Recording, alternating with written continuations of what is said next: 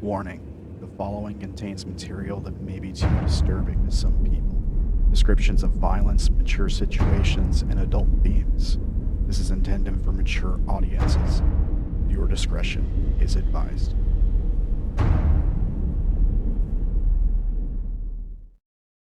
We are live. Welcome to Forest of Flesh, episode 90. How are you guys doing this week? I am so pumped for Sons of the Forest. It comes out in 3 days, and I cannot wait. I am so excited. I haven't been this hyped for a game in a while. Hopefully they don't screw it up. Usually I don't get hyped for games, like when Cyberpunk 2077 was coming out. I was like, nope, too much hype. It's going to be bad. I could tell. I got the feeling it's like 76 all over again. But this time, for whatever reason, I'm like, oh, it's going to be good. Hopefully it is. I trust N Night, the developers. So, playing lots of the Wizard game. How are you guys doing? How have y'all been? Been good. Chilling. Right on. I've just been working and not sleeping and doing this. So I've got a lot of interesting stuff ready for you guys today. Why don't we go around the horn and introduce everybody like we always do? Ella, you want to tell us a little bit about Fang, what's going on with Fang, and what's going on with your character right now? I'm Fang, and Ella doesn't really remember what's going on, except that we're in the Feydark, and Indigo's missing, and I'm gonna be Indigo's anchor so that he can find me. And, oh yeah, I'm also a Fey Wanderer Ranger. Yes. Thank you, Ella. Ferdy, you want to tell us a little about your character, Sha'ah, and what's going on with your character right now? Hey, I'm Ferdy. I'm playing Sha'ah. He's a centaur who's a monk, and he reunited a bit, I think, like 2 sessions ago with his wife on Keat. How is And on Keat? She's good.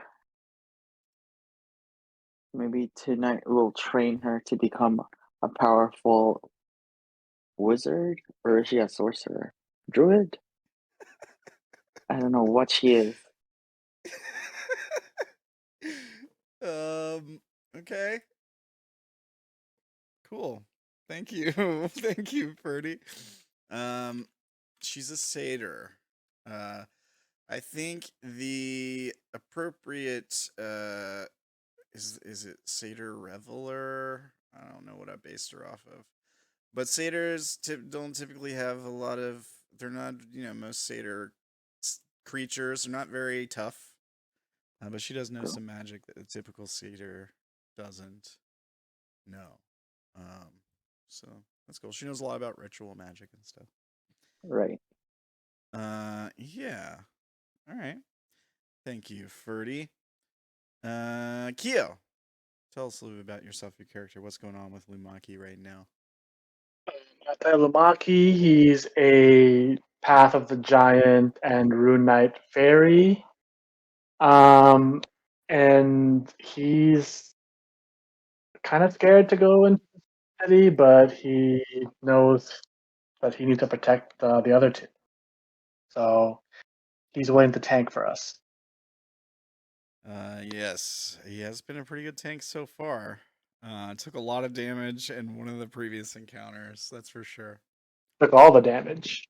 Yeah. Right on. Cool. Thank you, Kyo. Wolf, Why don't you tell us a little about what you're doing? Yeah, I'm playing the bad guys for the rest of this arc, which should be a nice change up from playing Vash. Yeah, that's one way to put it. A nice change up, sure. Yeah, Uh, completely opposite. yeah. All right. Cool. Thank you, Wolf. So where are we at in this this arc right now? What is going on with the characters? Remind us where we left off 2 weeks ago. We just reached Tulpa's friend who's willing to help us, and he said it was a safe zone. Yeah. So here we go. You guys reached it's sort of like a hideout. So basically, you guys reached the sort of Drow city, or what's left of it. And Tulpa has a sort of makeshift hideout headquarters in an old abandoned like retailer store, basically like a spare parts electronics goods store, essentially. He's repurposed the robotic vendor to basically sell things, things that might be a little bit more useful to the people he drags to their death down here. Yeah, he's got a plan for you guys to essentially get rid of the flesh's influence. The city is basically in ruins. It's been destroyed. All its people converted by the flesh, or the mind flayers, the masters, the liars, whatever you want to call them. And they did sort of abandon this place, but they left what was the Drow, which had been genetically altered, kind of in charge.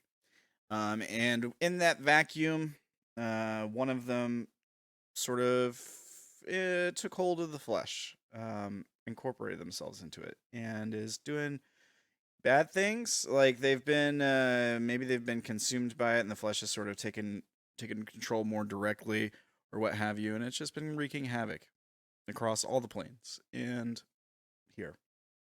And most of the what was once a great civilization is pretty much gone at this point. There's scary big old gargantuan monsters flying through the air. There's ruined, destroyed buildings. There used to be power here, like electricity. And there still is in some small pockets, but most of it's been knocked out. The city looks like a flesh apocalypse has happened here. Something that your world, well, at least yours, Fang, narrowly avoided, and Sha'ah, I suppose. Lumaki, are you from the Feywild? I feel like we've talked about this, and I should know. Technically, no. Yeah, okay. Because giant, right? Correct.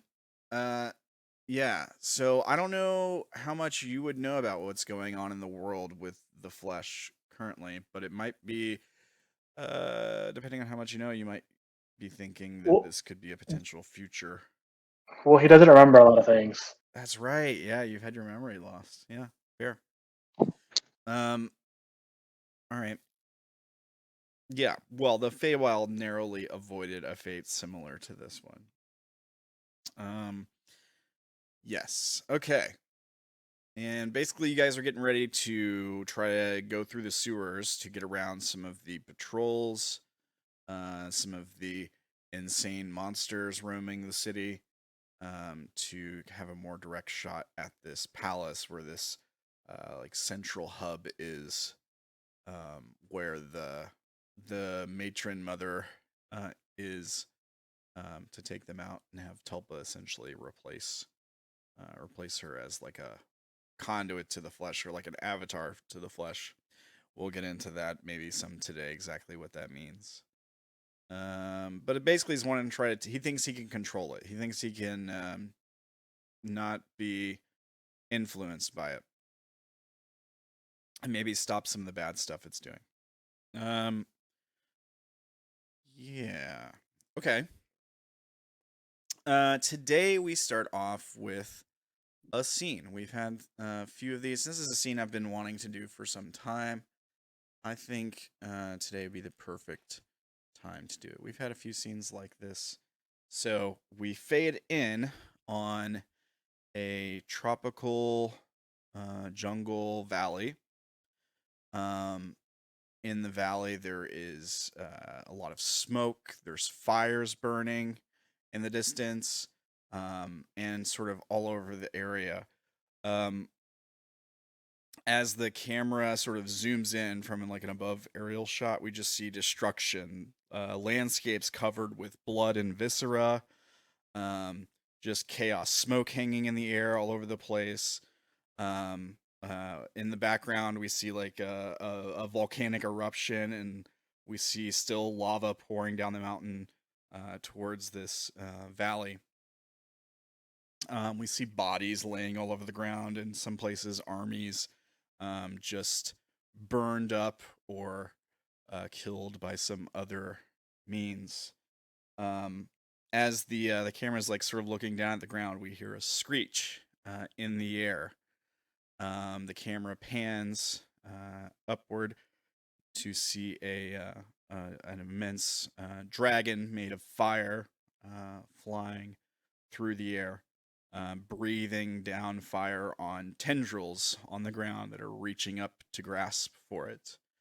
The tendrils burn. They burn, and we hear a screech back from some creature we can't see. It's covered by the smoke from the flames. And then the ground shakes as the dragon passes over an area. We see the smoke in the center start to dissipate in like a circle pattern as it seems to be like pulled down into the earth.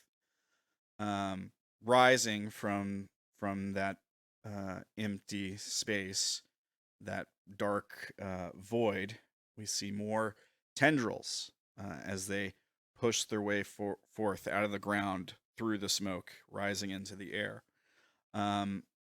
Behind them, we see a body attached to these tendrils, pulling itself up into the air, flying, immense creature, size of a palace, a squid-like, snail-like creature.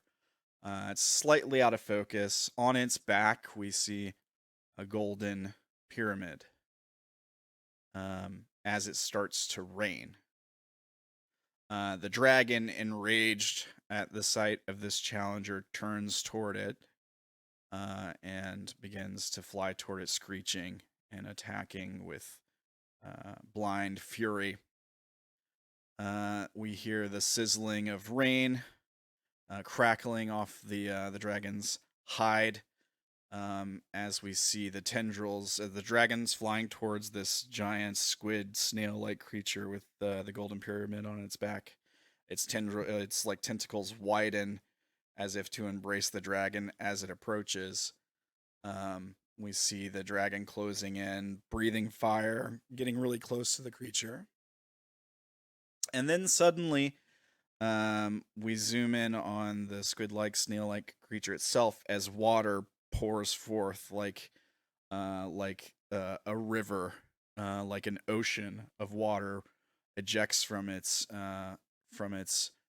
mouth as the tentacles have opened up and exposed its sort of like beak-like mouth.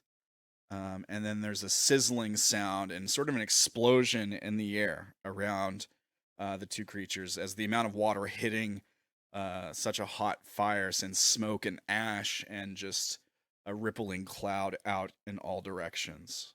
It covers the sky. And there is a blinding flash, and then we like fade to white on that sort of blinding flash. We fade back in to you all sitting in this abandoned electronics store, essentially a Tech Hoarder's Delight. Dirty, dusty, rundown entrance, barricaded store, wherein you all are currently taking refuge along with a robot that is behind like a secured metal cage. And there is another creature in there with you all as well. Ukko, I believe. Ukko and, was it Agragon or something like that? We also pan across the room and see Tulpa, pale and exhausted, as he makes his way over to a cabinet. We see him like turn his back and like rest up against the cabinet, and then slide down it, basically to like almost like a fetal position on the floor as he's resting, bends his knees up to his chest. And sort of like his head kind of leans back and he closes his eyes for a moment. And as we see his hands come up and start rubbing his temples. I think most of you can see the true Tulpa form. I can't remember. I know some of you could at least. For those of you who do see, okay.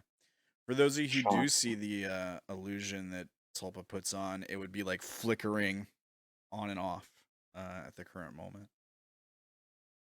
as he seems to be trying to gather himself to sort of find his second wind, if you will. What are you all doing?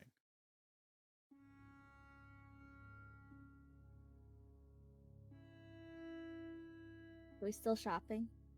Yeah, you can. The vendor's right here. Like, you can do your shopping now if you like. Yeah. Fang is actually listing off everything they want.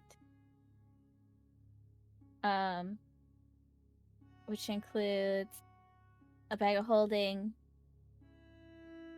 10 potions of greater healing, an alchemy jug. In Fang's world, it would be an earring, a message, but what would that be in this place? What kind of tech would that be? What kind of tech would what be? An earring, a message. Oh, earring of message. Okay, gotcha. Yeah. Is it a phone? Does Fang get a phone? Yeah, it might be like a headset, right? Like one of those that like you might see in like a Spec Ops military movie or something. They got like an earpiece. I don't know. Yeah, like a earpiece you might see on like, I don't know, SEAL Team TV show or something like that. Or like you might see like a Secret Service person wearing something similar to that, I would imagine. Like yeah,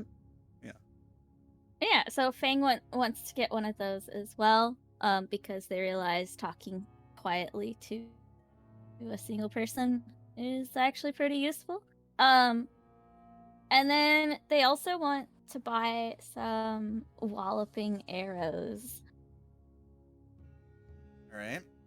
Let's see here. Which, if they hit, knock the enemy prone. Cool. So Fang wants to buy 10 of those. And I don't see them in 5e do grenades? tools. They are. Are they on 5e tools, or are they just not popping up there? Yeah, that's how I found them. It should be. Yeah. I just typed in arrow and they popped up. They're a common magic item. Arrow of Xanathars. The only thing that's coming up for me is regular arrows, and like arrow of slaying, arrow catching shield, and unbreakable arrow, and that's it. In 5e tools? Are you typing walloping first? No, I'm just typing arrow. Try walloping. I'll link it because all I did was type in arrow and I have it set to only show me uncommon and commons. And it showed me the walloping. It's not bringing anything up for me for some reason. Let me I shared it in table talking. Thank you. I just want to see. I just want to look at them. I'm not saying you can't get them or anything. I just want to see what they are. I'm curious. There. Wait. Okay. Okay, yeah. Okay, I was spelling walloping wrong for one. That's probably why. It should have popped up when you just typed in arrow, though. I don't know why it didn't. Yeah, I don't know why it showed 5 things and none of them were that. I only see 3 things when I type in arrow. Maybe I need to But I think check- that's because I have the rarity setting. Yeah, maybe I need to check my filters or something. Creature hit by must succeed on DC 10 strength save or be knocked prone. Cool. All right. And then you also wanted a bag of holding, right? Yeah. Okay. Yeah. And then, so I have a question about things that exist here. You said we could possibly get guns, and Yep. could do grenades exist in this place? Oh, certainly. Okay. Fang is going to invest in some grenades as well. There's a few different kinds. There's like your typical frag grenade, right? Kind of things. There's also. Go ahead. Do ones, I'm gonna link again in table talking. Do ones in this link work as options? Yes. Well, first thing, Fang doesn't know what they are, so Fang will be like, "What are those?" Okay, yeah. The robot responds to you.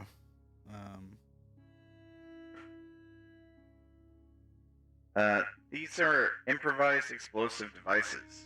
They're called grenades. You simply push the button, throw them at a target, and they explode, typically dealing damage. Some, however, offer other useful effects. So they're like the alchemist fire? They're like alchemist fire. They explode?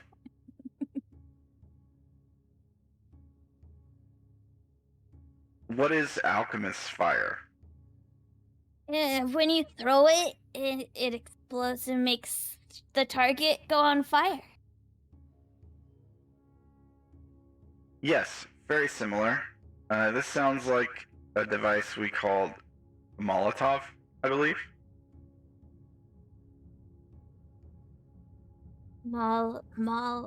That's a weird word. They speak Russian for some reason.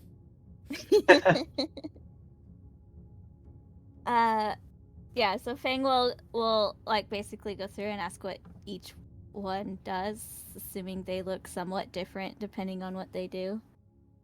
And probably pick out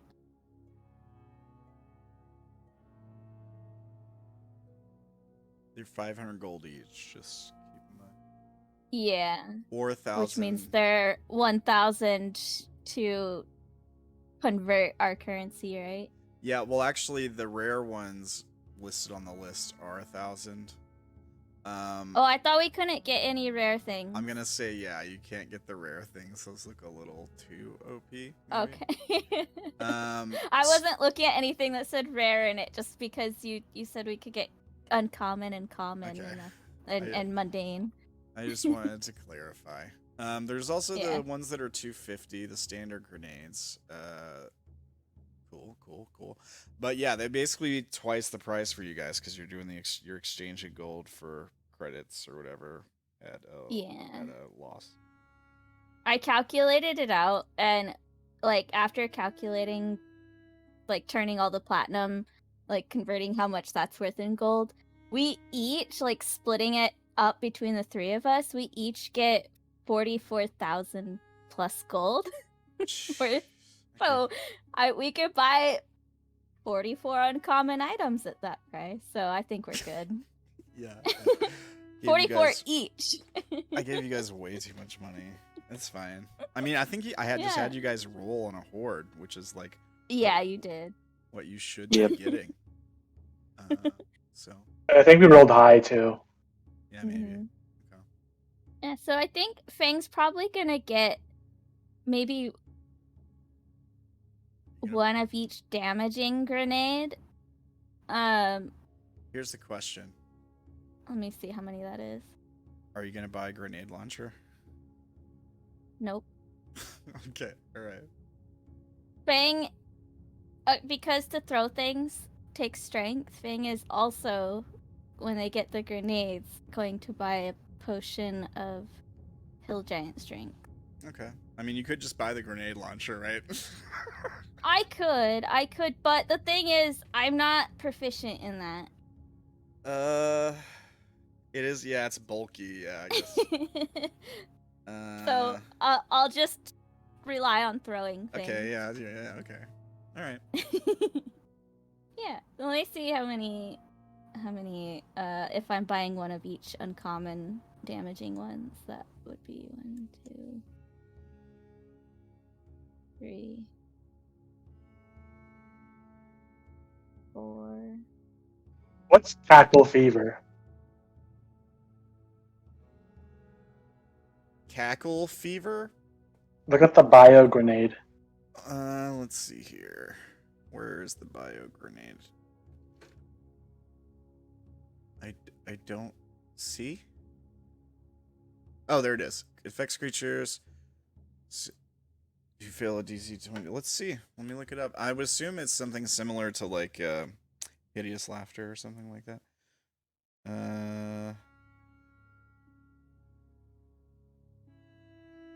Yeah, I know. It's actually the same site I got the thing I'm using for your thing, Wolf.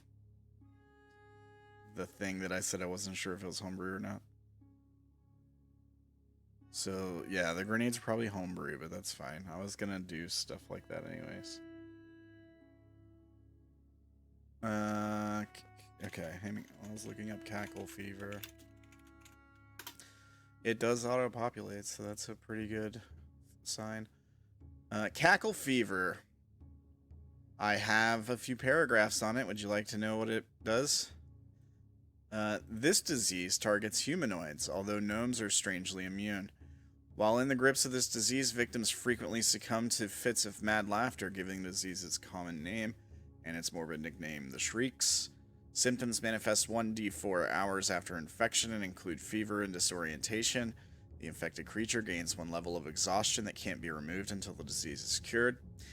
Any event that causes the infected creature great stress, including entering combat, taking damage, experiencing fear, or having a nightmare, forces the creature to make a DC 13 con save. On a failed save, the creature takes 1d10 psychic damage and becomes incapacitated with mad laughter for 1 minute.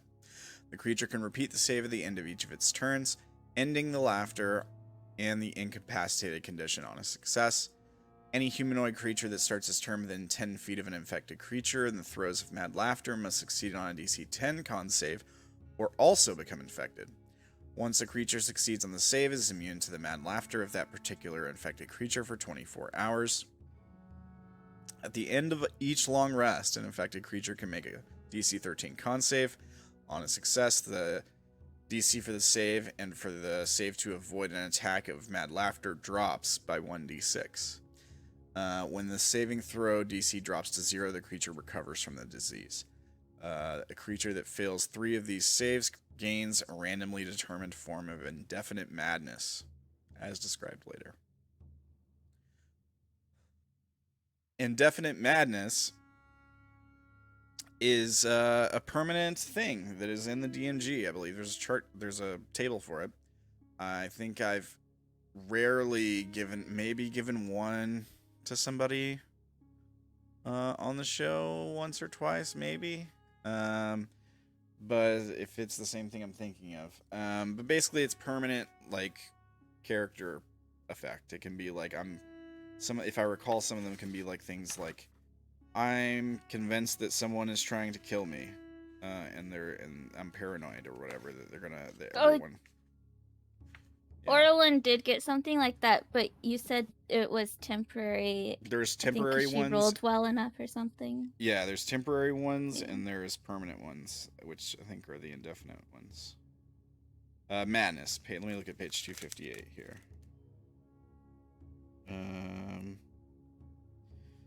Let's see. Madness. We got madness effects. Okay, so we got short-term madness, long-term madness, and indefinite madness. Here we go.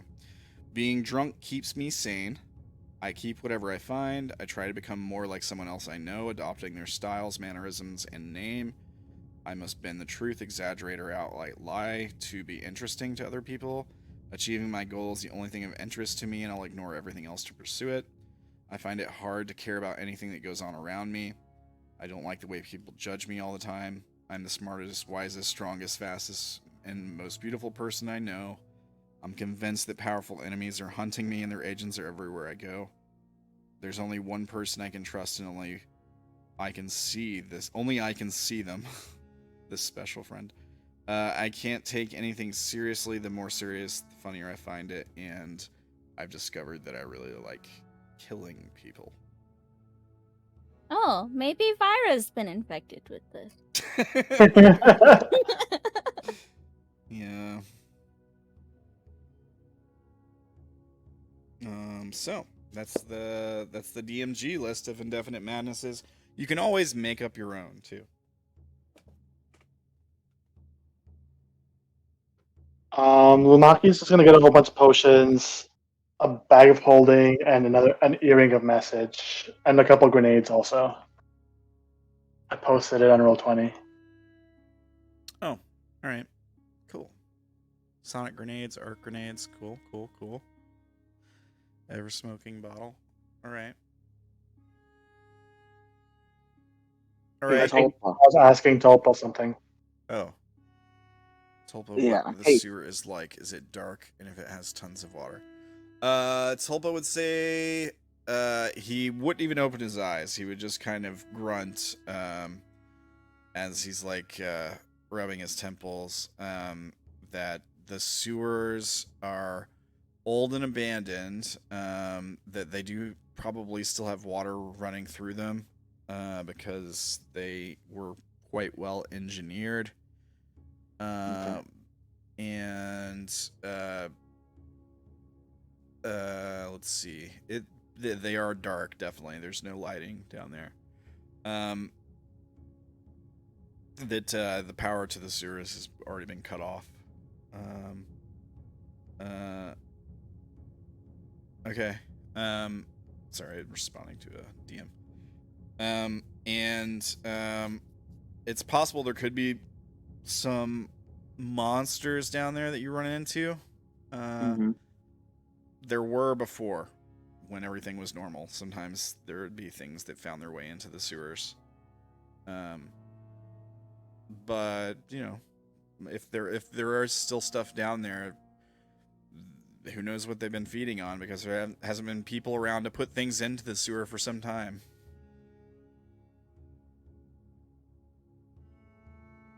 All right. So Sha'ah's gonna check up on Ankit's equipment or what she's holding onto her. What does she have? Let me see.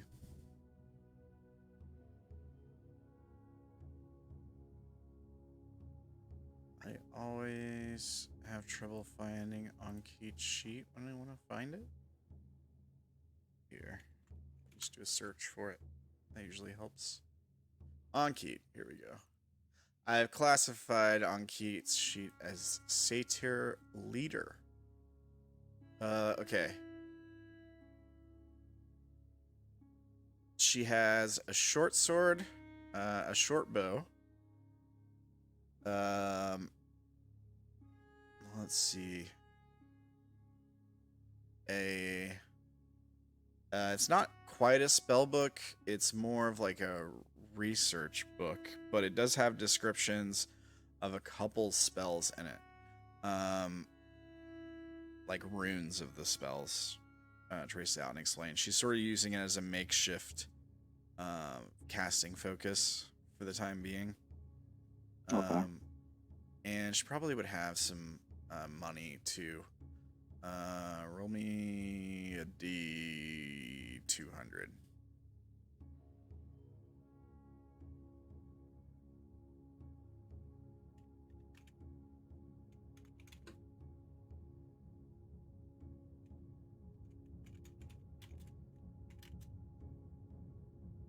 Did you roll it?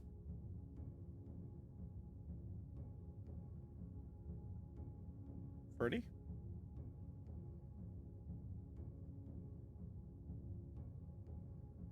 Did I lose you guys? I don't know what's going on.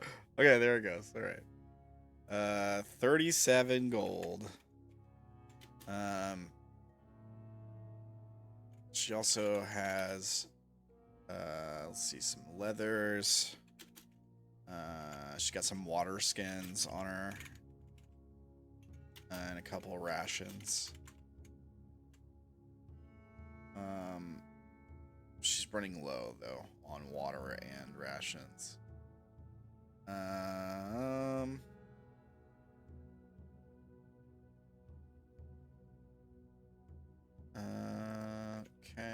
Okay.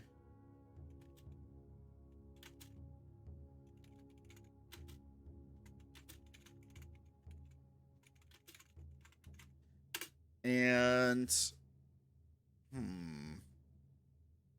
she's got some leather armor that she's currently wearing.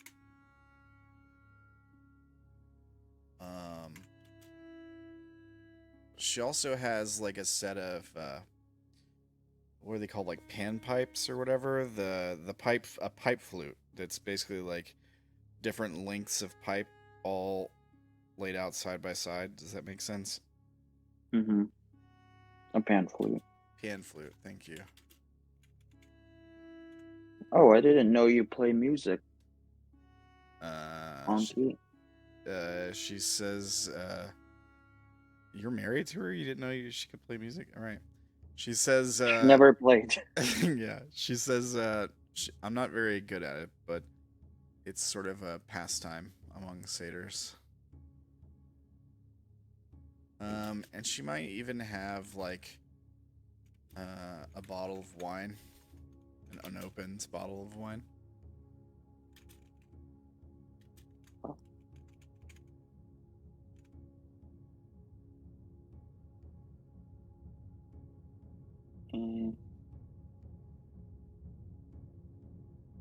All right. Now it's time to buy something for her. So Sha'ah's gonna buy a ring of obscuring, 2 goggles of night, and then pipes of haunting. Okay.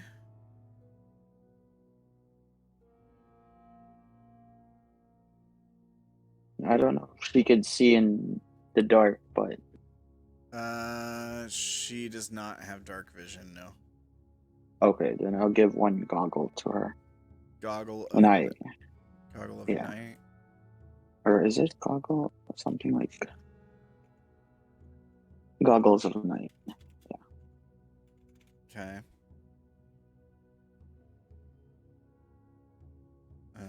All right. You give her a set of goggles. She puts them on. Let me see here. Wondrous item. Dark lenses. You have dark vision, a range of 60 feet. Or it increases the range by 60 feet. Okay. So she now has dark vision. 60 feet.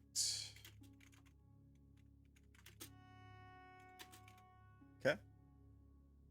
And then he buys like the ring obscuring and then gives it to her. Ring of obscuring. Alright. Band of iron resembles a skull and is cold to the touch. It has 3 charges and regains 1d3 expended charges daily at dawn as an action. A charge cast the fog cloud spell from it. Okay. With the following change, the cloud is centered on you and it appears. Alright. And I think that's it. And then the pipes of haunting. I forgot about that since she uses pipes. Okay.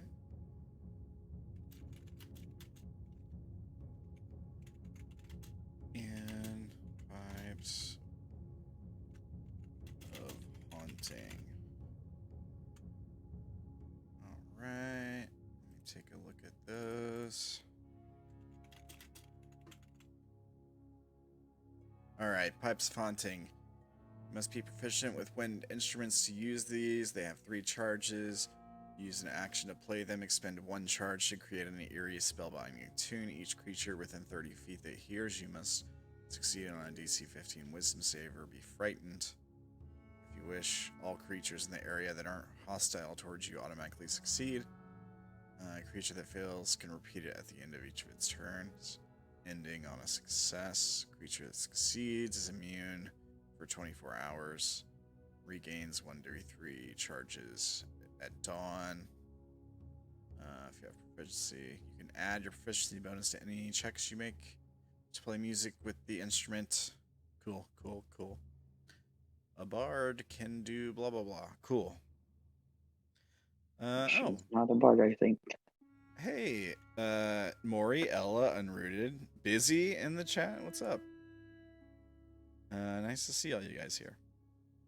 Welcome. Okay, sorry. Was there something else after the Pipes of Haunting? That is it. And then he says, like, this is credit, right? Can I pay it later?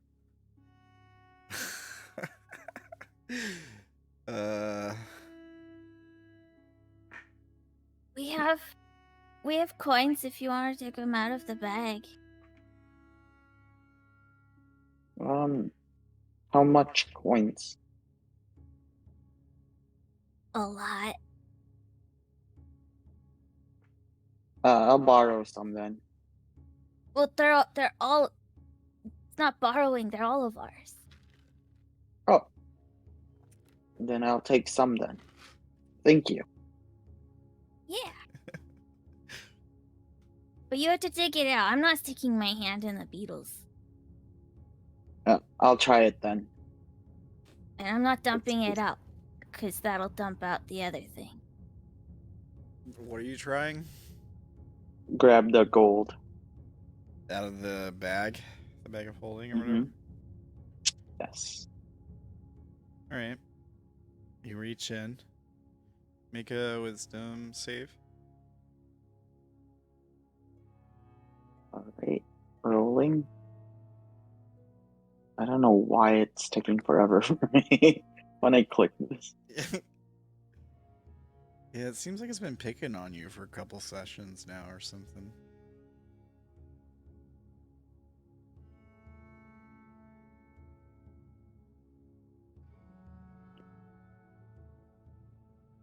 Did it show up? No.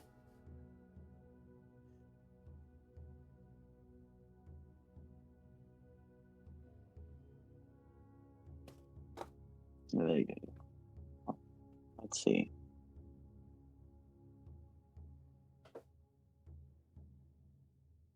I'll just roll a d20 then.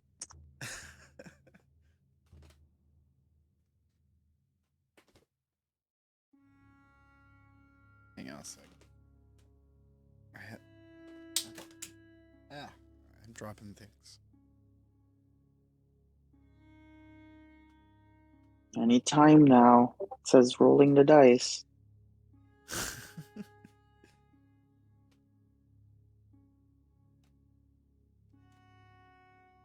I think my roll 20 There it is. too. Nice. Alright. Sha'ah takes all the gold.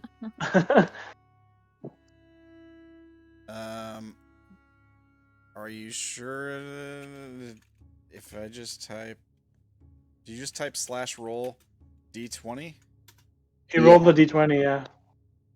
Okay. I'm just making sure it didn't, like... Because there's a way you can do it where it automatically rolls the highest, or the number you ask for. I was just making sure it was rolled correctly. Okay. Yeah. You reach in, you pull out a handful of gold. And you're aware of another presence in the bag. There's... How do I best describe this? There is something alive in the bag. You feel it watching you when your hand reaches in. you almost get the impression mentally, like its mind brushing up against yours, and it's sort of like a mental projection. It may not be what is actually taking place physically, but the mental sort of idea or image that you get is like your hand reaching into this dark abyss, right? Mm-hmm. And you're looking at this from the inside of this dark abyss, and you're just in blackness, and you see this tiny porthole of light sort of open up. And when you see this light pour in, it's like an oasis in the desert. It's like it feels like sustenance, like that you've been waiting for far too long, just pouring into the space finally. It's all you've ever wanted, right? All you've ever needed, right? And then you see this hand sort of block the light for a moment and reach in. And there is, as the hand like reaches in, all this stuff sort of like materializes around it. You see like gold, whatever else is in the bag, all this other junk. And you get the idea that this thing in the darkness starts to reach out towards your hand. We see it reaching out in your direction, much like the same imagery we saw at the beginning of today's episode with the creature in the sky's tendrils opening as the dragon approaches. Much the similar manner, probably like a very similar image, just to sort of mirror that idea. But then as soon as you're like this thing is about to close down on the hand, or some of the gold that it's reaching for, or what have you, the hand grabs what it's in there for, the gold, and it gets yanked out, and the portal of light closes. A good thing I didn't touch it. Oh, maybe. Here's the gold. Is this enough?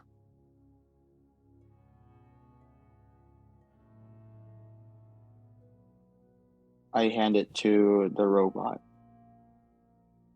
Oh, right. Yeah, yeah, the robot's like, this appears to be correct. How about you, Tulpa? You're asking Tulpa, like, what Tulpa wants? Yeah. I think Tulpa just kind of like, and sort of like stands up, kind of weakly, and hobbles over towards the cage, and then he like steadies himself on the bars, and he says, "Why don't you get me one of those scepters, if you will?" Which one?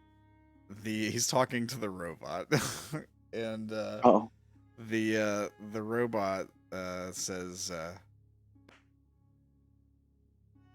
"Right away, sir. Are you doing okay?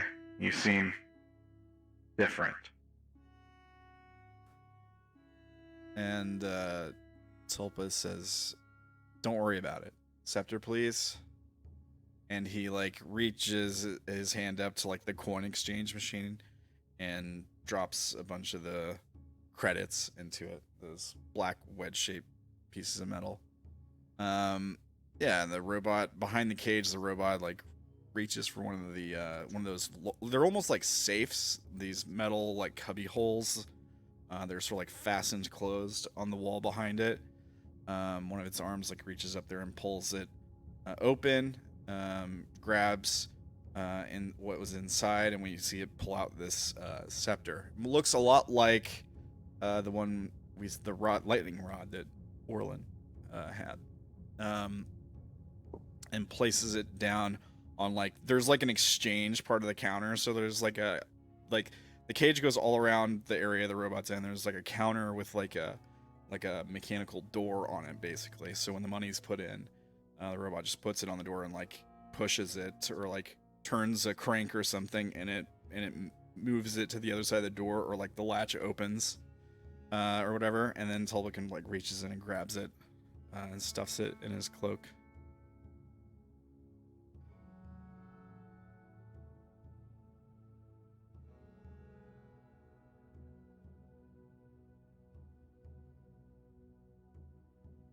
And then he turns away from you. What's your passive perception? High. Right? 25.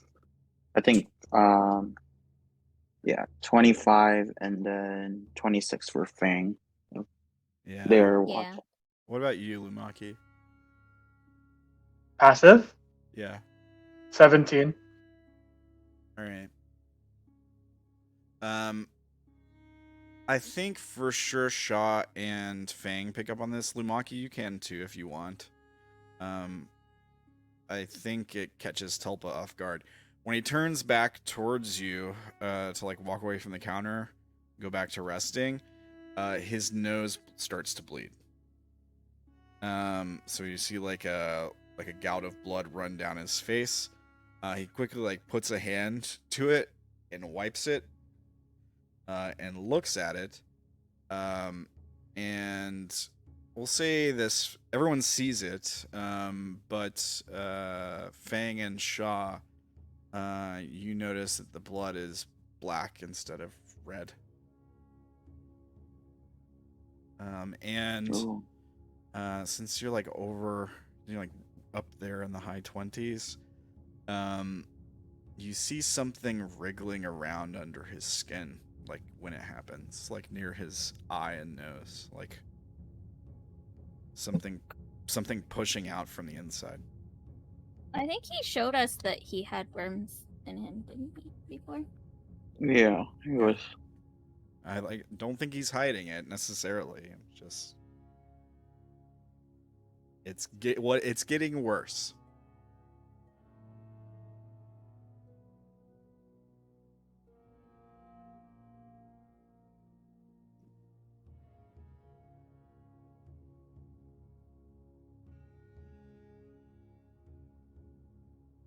Um,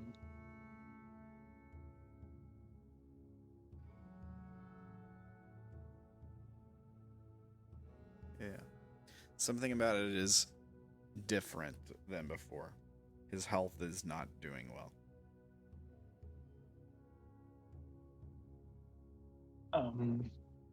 well, are you okay? I think Tulpa looks it on Keat. And then looks back at you. You can make like an insight check to see what the look on Keat gives him is. She kind of just like looks down at the ground when he looks at her. And he says, let's 21. I have advantage. Oh, okay. So he looks it on Keat, and on Keat has a look of empathy.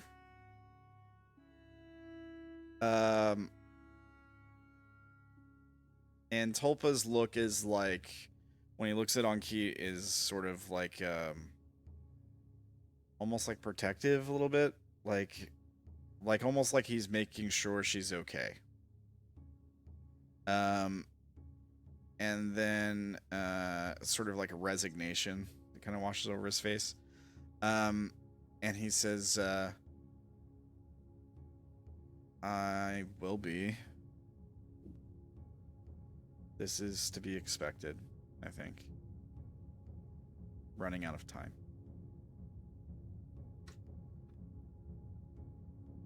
Okay, well, I think the plan is that we need to rest tonight, and then we'll head into the city in the morning, or Didn't you at guys, least after we rested.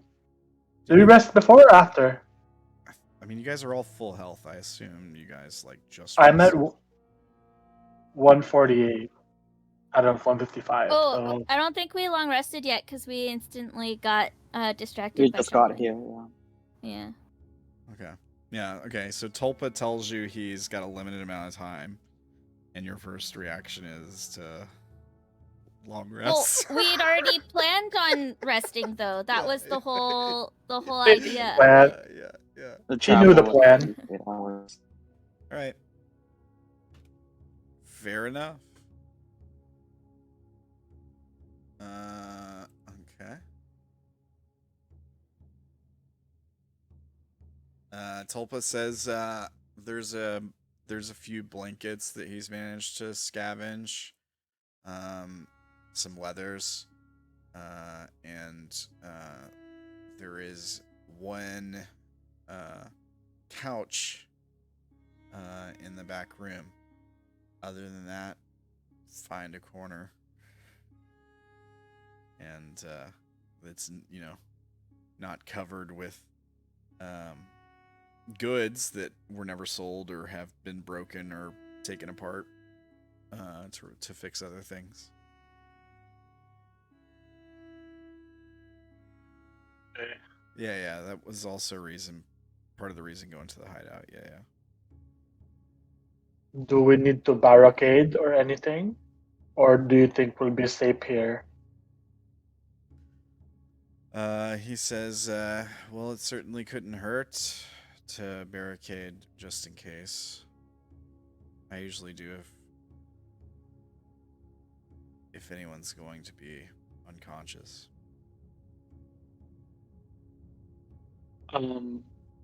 Okay, well, I can help you do that, and then we can rest up afterwards. Lumaki will help barricade the shop. Yeah, Tulpa turns towards the vendor, who I think is Ukko.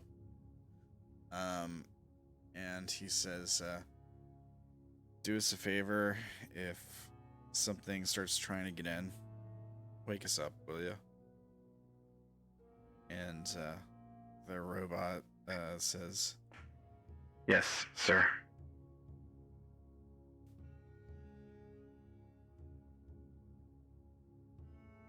Did Tulpa pay for the thing that he took, or that he got from the shop? Yeah, he did.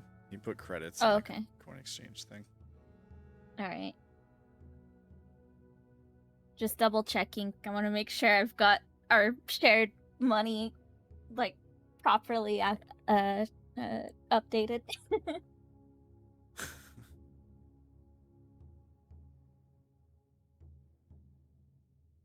All right. So, you guys, who's taking the couch?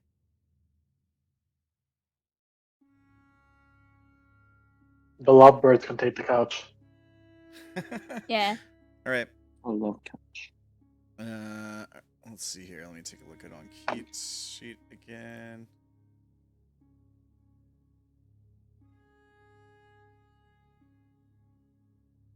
But because this place is technology-ish, is there a fireplace or not?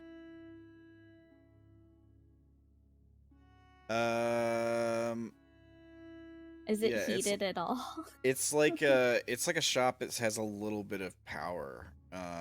Right? There's like the robot's still working, and stuff like that. So there would be like electric heating probably.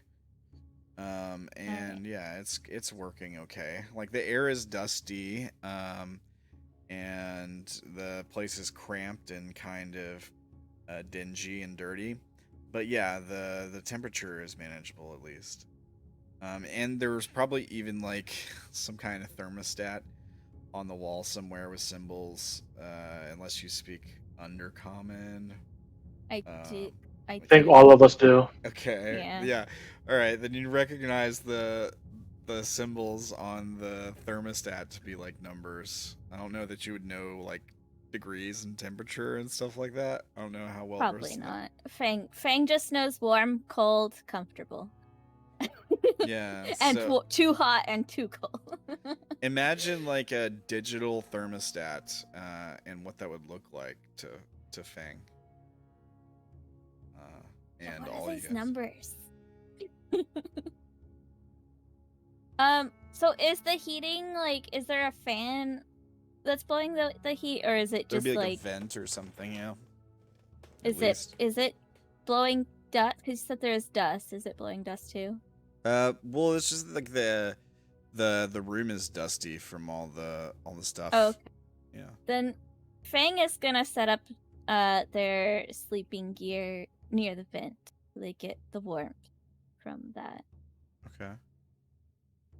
I'll And say that's where they're gonna sleep. okay. So Sha'ah and Ankit, you get a long rest. For free. Awesome. Because you're sleeping on the couch. Fang, you'll make a survival check with advantage. The DC is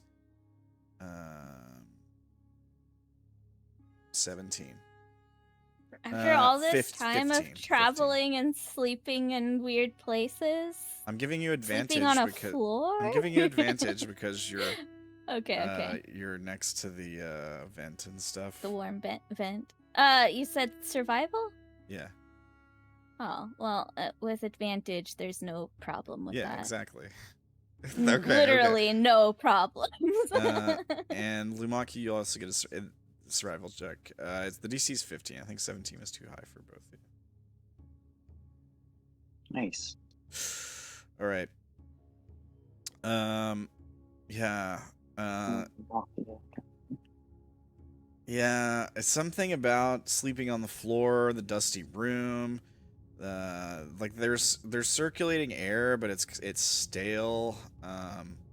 And filter has probably not been changed, and like maybe the place you're laying is just particularly cramped, where you got like stuff around you on all sides. It's just hard to sleep. Hard to get comfortable. You have 1 point of exhaustion. Instead, you do not get a long rest. Okay. But you can take the benefits of a short rest. Man, I should have let you sleep in front of the heater. I can get rid of exhaustion so easily. I mean, the Maki could have been like, I find another way to make my bed particularly comfortable. He could have made a cot. He could have done something.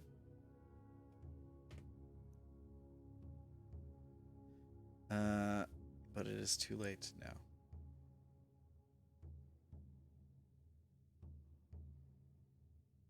Do you have a way to get rid of exhaustion? Nope. Maybe the vendor does. Are there any Just- items that get rid of exhaustion? Just buy some tea leaves. Do you have coffee? You get, I think that makes it worse.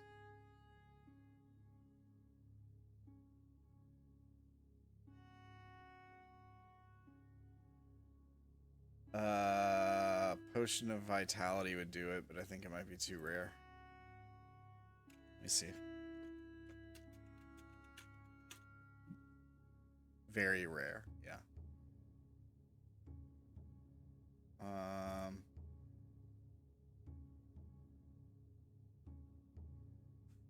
Let me see if there's any other way you could remove it. I mean, there's the obvious, like, magic spells, but you don't have anyone in the party that can do that right now. I don't think. Let me check Tulpa out. Wait, there's spells that... Remove Get rid of it. exhaustion. Is it a restoration one? I think greater restoration removes 1 point of Oh, it exhaustion. has to be greater. Oh, I don't have that high of level spell. I only have lesser. Let me check lesser and double check. No, it does not. What do you got, Tulpa?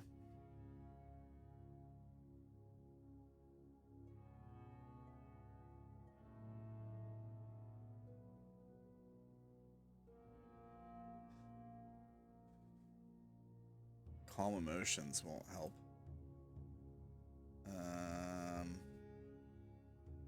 What about...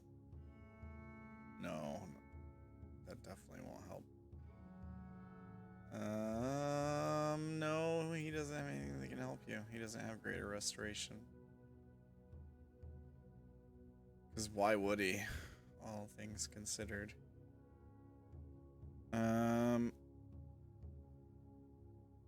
you might be stuck with the level of exhaustion, my dude. It's okay. Let's go. Papa doesn't have that much time. All right. So you guys heading towards the sewer? Wait, but if I short rested, you said I'm gonna roll for healing. Yeah, you can still get the short rest benefits and raise your HP. Just laying there for 8 hours. Stress of all this is getting to you. Okay. All right. So, as you guys take down the barricade, get ready to start to make your way to the sewers. Are you guys stealthing? Yes. Bring them. Yes. Fang is casting the pass without trace on everybody. Okay. Or, well, casting it so it can affect everybody. Right. Wolf, are you with us? You Yes. said- okay. So you're gonna roll, unless they roll lower than your passive, which they probably won't. They have pass without trace. You're gonna roll perception against them with a couple of characters. I'll let you know. Okay.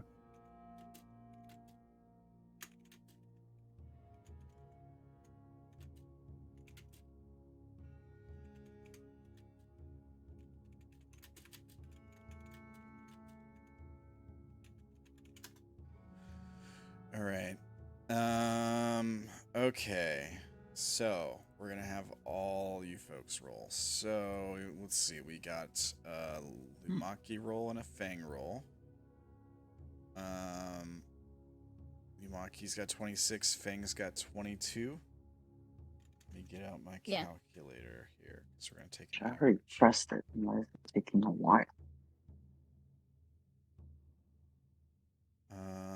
Yeah, I don't know why it's picking on you, Ferdy, but it doesn't like you for some reason. Yeah. What was that? That was Perception? Wolf's. I just didn't click it because I wasn't sure if it would show names. So That's a good idea. I'm just checking to see which thing that was. the thing that could be two different things, not the V. It should have had advantage. Oh, okay. I did not know that. Did That's I? what- I It could miss be. that on there somewhere? Yeah. I said so does blank or blank, whichever is better with advantage. Oh, whichever is better. Oh, okay, never mind. Then I thought you were just having me roll once for each. Nope. I'm giving you advantage. I'm allowing you to pick the one with the greater skill, and I'm giving you advantage because there's two of them. So one of them is helping the other one. But the first thing is separate from those, right? Yes, the first thing is separate from those. Okay, two. that was the first thing. The first thing has a +6 to perception. Not on the one that you gave me.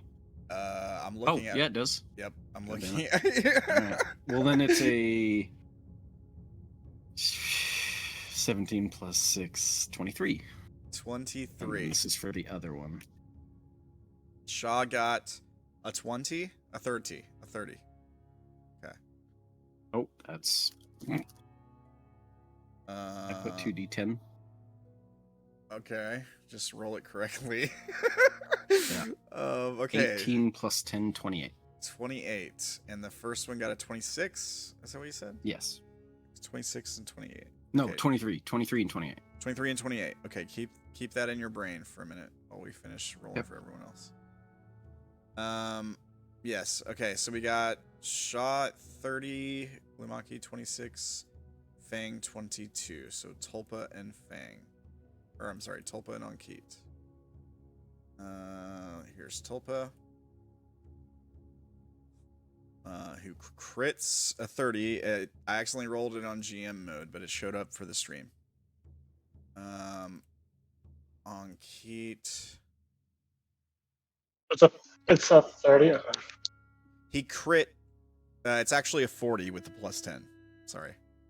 Oh, nice. Damn it. Ankit, I did the same thing, but it showed up on stream. Ankit rolled on an 11, so a 21.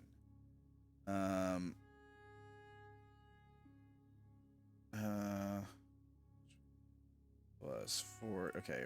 So here's what we're gonna do. 21 plus 40. What was yours, Sha'ah? 30. I'm pretty sure Shaw's was 30. Stealth is 20 plus 10. Okay, So 30. what was yours, Kyo? 26. 26, and Fang was 22, right? Yep.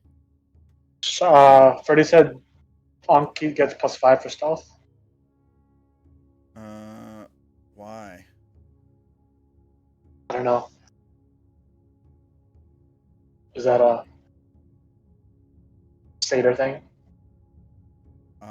I mean, she rolled a plus 5 stealth. Oh, there you go. Like, it's part of her skills, yeah. I didn't know she gets an extra plus 5 for some reason. I was kind of confused. I don't think she gets an extra plus 5. I think he was just reminding you. Yeah, that's what I rolled. Stealth check, automatic, plus 5. So, I'll mouse over it so you can see it on stream. She rolled a 6 plus 5, which is an 11. Plus 10 for the pass without trace. So your average, I think, is 27.8. Wolf rolled a 23. That beats. Yeah, that beats. I did the average. It's 25.5. No, I don't need an average for you. I don't. Oh. So the big thing that you rolled for got a 23, right? So it fails. It doesn't see them. Yeah. And then the other one got a 28. Yeah, the other one got a 28. So it succeeds. And sees them. Ah, okay. So, so yeah. Here's what we're gonna do. I'm gonna set this up. Here. We'll just do it on this screen. It's fine. I was hoping these things would never see you guys.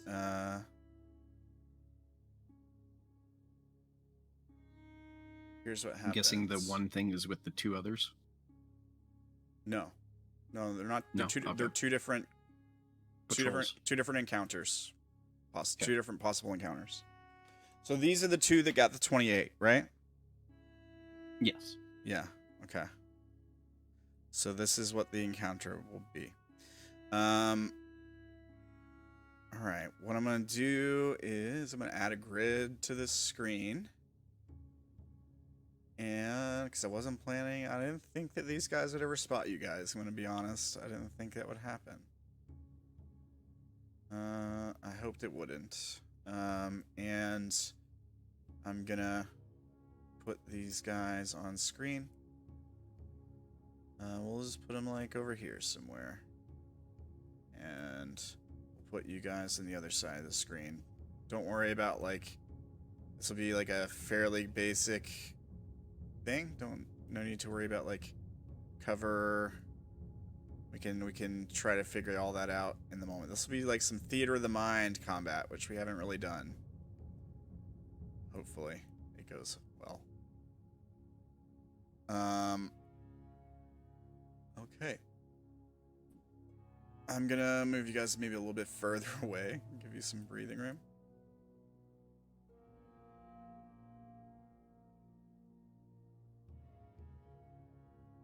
Okay. So, so Tulpa is leading you all through the ruined streets of the city to try to find to get you to like the entrance of the sewers, right? Who rolled the lowest? Was it Fang? Fang and Ankit? Yeah. It's so weird, Fang. I know. I saw my roll. I was like, what happened? There. Yeah, I didn't think this. Wolf said I didn't think this encounter would happen until next week. I didn't think this encounter would happen at all. um. So, All it really takes is one bad roll out of Yep. people. So Yeah. Yeah. Mhm. All right. So here's what happens. There could be like parts of the street where there's just like vehicles stacked together blocking the road. There's like buildings collapsed and part of it is falling into the street and you gotta climb over it or whatever, or you're going around a corner or something and you don't realize that this patrol is right on the other side of the corner. They spot you before you spot them. But they're basically two drow that are patrolling the area. They seem to be looking for something. What is it that you or Ankit does, Fang, that gets them to spot you? You trip over something? What happens? Fang sees something shiny and lets out a noise of excitement for a brief moment and then realizes, whoops. Yeah, okay, yeah, you let out like a gasp at something looty looking. Yeah. And It these was so two, interesting looking. yeah. And these two turn and look towards you. Okay. Let's see here. Let me try to describe these folks. One is a male drow, short white hair, pointed ears. He's wearing like sort of like a mesh shirt with like sort of like leather pants and like sort of like combat boots. He has a scimitar in one hand, and his other hand is glowing with magical energy as he spots you. The other is wearing armor, breastplate armor. Carries a lance. Has a dagger tucked in its belt. And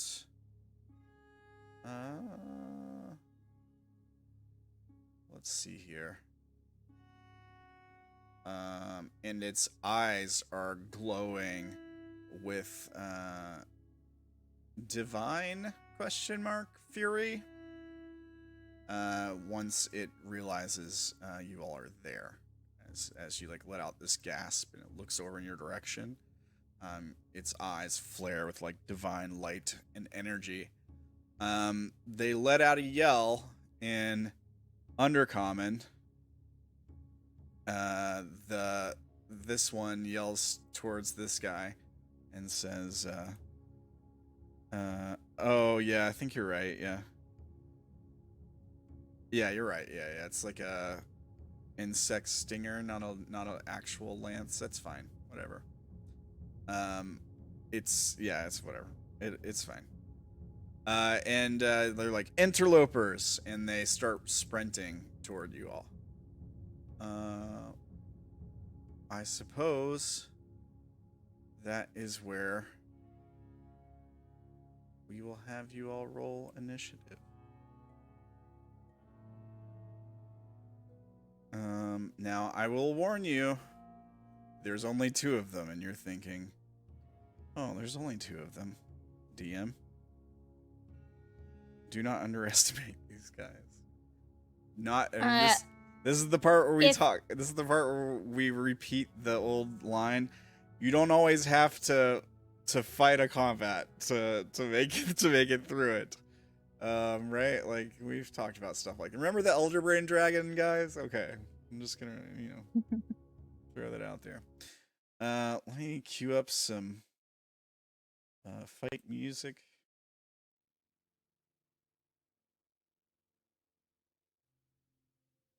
Are we in the streets right now? Yeah, you're just like in the streets. You're probably still a couple hundred yards from, maybe like 100 yards at least from the sewer entrance. Now, just remember, Tulpa presumably told you all that the flesh isn't really down there, that it hasn't seemed to gotten into the sewers yet, or they don't have a use for it or something, so it's possible they don't know about the sewer entrance, and they just randomly stumbled upon you guys. So, I suppose we got Fang, Lumaki, and Sha'ah. I'll roll for Tulpa here, and Ankit. And Wolf can roll for the bad guys. Make sure you click the tokens, Wolf. I can't click them. I don't have permissions.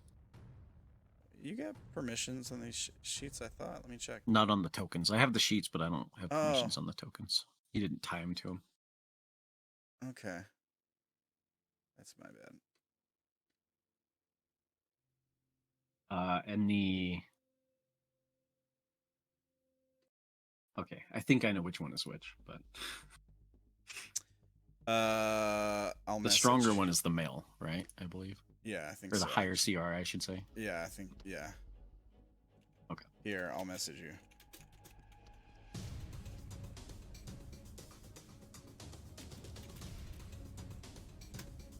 There. Okay. That's what I was thinking. Alright. Makes sense. You got permission for the top token. Okay. Let me give you permission for Is that the one?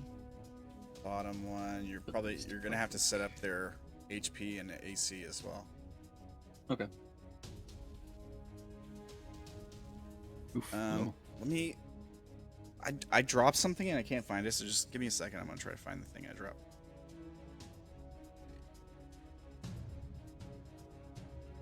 They would probably be closer together.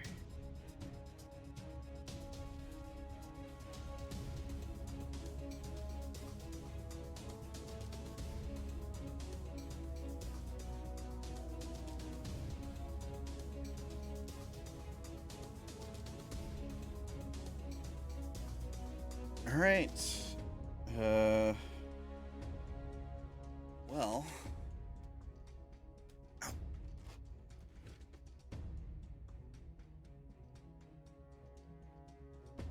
think we got everybody's initiative in here, don't we? Yeah. Okay. All right. Sha'ah, you're the first to react. These things spot you from maybe the corner of another building. And yeah, you hear them yell out at each other that there's like interlopers, trespassers, whatever. And they start to run toward you. What do you do? Shaw's gonna try and hide again, like where I could find that the vision might get obscured. Like I don't know if there's like a wall that I could not blend into, but like hide against. All right, so you're gonna try to find a piece of like debris or ruin or rubble or whatever, and try to Right. and you're gonna use your action to use it to hide behind. Yep. Sure. Make a stealth check. All right. And I'm still under the effects of pass without a trace, right? Does it stay after? Yeah, I concentration. maintain concentration on it, so it would be there still. Okay. All right. So make a stealth. We'll give you a plus 10. There, 27 plus 10, 27. so 37. Oh, okay, 37. All right. Good. Yeah. So we see you like run behind a piece of rubble, out of sight. Is that your turn?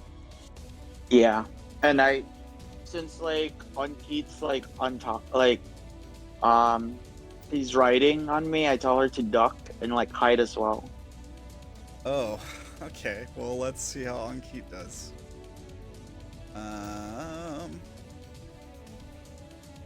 I'll just have her go on your turn. I'll do it on Okay. her turn. I'll do it on her turn. Should go after them, but that's fine. All right. Lumaki. I guess actually, here's what I'll do, Sha'ah. I'll give you advantage instead of making Ankit roll also. Like she's helping you, or she's part of your check. You can roll again just in case you get higher. I rolled again, and it was a crit. Oh, it was a crit. All right. Well, you crit. So that puts you at a 40. You natural 20. So Sha'ah and Ankit disappear. They're just gone. You guys, you turn to look over your shoulder, and there's just no Sha'ah and Ankit anymore. All right, Lumaki, what are you doing? I'm gonna start heading towards that direction. Can I also try to hide? Sure. Yeah.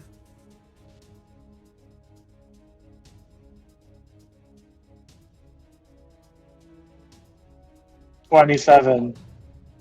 27. Okay. Good stuff. Is that your turn? Yep. All right, Tulpa.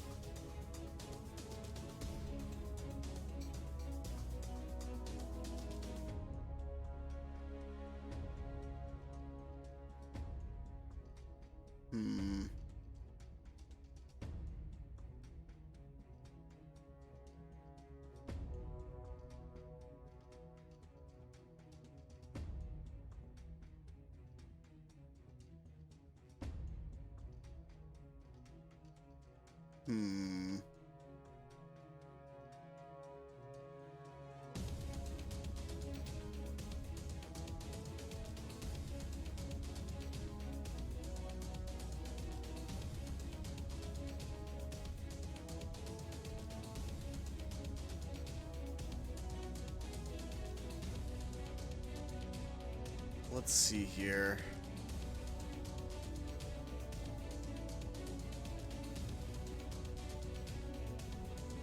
I think Tulpa's gonna take your lead, at least try to.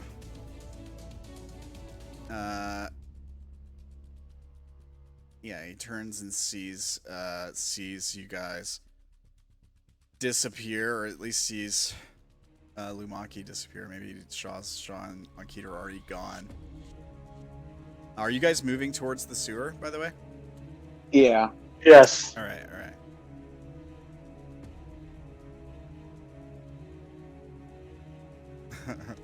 Okay, here's what Tulpa does. He looks towards the two of them, sprinting at him, weapons drawn, and he kind of smirks. And then we see his skin starts to look really mucousy and slimy, as he dissolves into a puddle, and of like this slimy, pliable liquid, and moves like into like a storm drain. As this like puddle, like in between these like small metal cracks, like into like a storm drain on the side of the street. And I guess I'll roll stealth for him, because he's not. That ability doesn't make him like invisible or anything. Stealth. 25. Okay, and Wolf. Looks like you're up. So, the streets that they're on, are they in darkness, or is there like lights, or like what's the vision? I'm gonna say darkness, or at least like dim light. Total darkness? Yeah, we'll say total darkness. Yeah. Okay, so actually then their perception rolls would be I think it's either at disadvantage or -5, something like that. Do drow not have dark vision? They do, but that just turns darkness into dim light, which is still not good for perception. All right, fine, that's fine. That's why I was wondering. So people are they ducking around a corner to break line of sight, or? Yeah, a corner, some rubble, a building, something along those lines. Yeah, I would say probably a building, like a ruined, wrecked building. Maybe even like crawling inside it to try to lose you. Tulpa's gone a different direction though. He's gone like into the ground, basically. Okay, so the armor-clad female will, like, I don't know if anyone's still there who can actually see her if they broke line of sight, but will mutter some words and, like, pass a hand over her face.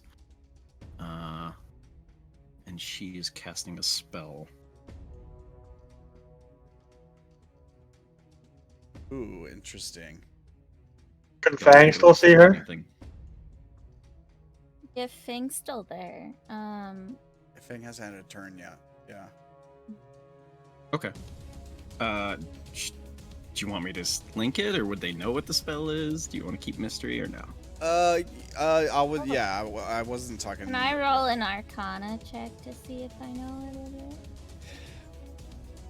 Do you? I know what it is. Do you think this is something that Fang might know? Has Fang seen someone use this spell? I don't know that Fang has. I suppose you can. Like, you can always like crit or something. Yeah, I would probably have to crit considering I don't have an Arcana bonus. Holy I don't know crap! what it is. The opposite. You crit. You crit. Yeah, It's- I did it's crit, cure but wounds. Not in the right way. Well, it can't be cure wounds because I know that spell. Do you? Yeah. I don't know. Looks like the same spell. They have access to it. Yeah. Okay. So crit fail on your Arcana check. And then are the distances here, like, correct? Yeah. We'll say it's like distance between you and them is like 100 feet. Yeah. Okay. Well, then she will head 30 feet in that direction towards the one that she can still see. All right. I don't know if that affects. I don't know what the situation is like. I don't know if that affects what she can see, but you know. Let me do this. I didn't mean to put him off that layer. What I meant to do was, where's our ninja masks on these people that are sort of hidden? Leaf.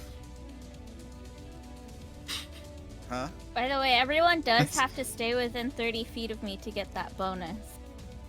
Okay. All right. just letting you know. I didn't say anything before because you said this is all theater of the mind, but I realized I probably should say that. Yeah. Some of them move very fast, like Sha'ah. Yeah. Yeah. That's fair. We'll say somehow Sha'ah's still within 30 feet of you for now, but and maybe He probably knows how the magic works. Yeah. Fang would have told him not to go too far. Yeah. Probably. All right. Wolf, it's the other one's turn. Yep. And then the other one is going to putting Fang at the very corner. Cast a certain drow racial ability to try and line Fang and any others who might have turned invisible in colorful flames. Yeah, I think we all are familiar with this one. So, did anything happen with the spell that this one cast? Is there any visible? Not that you could visibly see, no. Yeah. Alright. I'm pretty... I'll look again, but I'm pretty sure. Is, Like, there was definitely words to a spell and stuff and, like, a movement, but I don't think there's Yeah. any effect after. is it an 8? Okay. It's not an 8? No, Okay. it's... It is innate, actually, so there wouldn't have been any movement or casting. That was just for flavor. Yeah. forgot their name. Yeah. Oh, you never said- mind. Ignore everything. She just started running towards you. Yeah, she just Yeah, it's starts fine. running towards you. So you said Fang is the corner, but which corner? Is it So this or whichever this? way this person thinks they might be. Wait, can I even cast that at that range? What's the range? 60 60 feet. range. 30 feet. You'd have to dash. Well, if you I will da- then. Yeah, I mean, yeah, he could still reach him, but you'd be at the top right corner. I mean, it could be like, this is the corner, 60 feet. Like that. Here, I'll draw the square. Or yeah, however the range works. That's as far as. So yeah, you'd have to be at basically the top right corner to reach you. They don't know where he is or anything. They're just trying to wherever the person thinks, wherever this drow thinks they might have run or disappeared to. Yeah, I Trying think to encompass some area. I think he'll have Tulpa make the save too.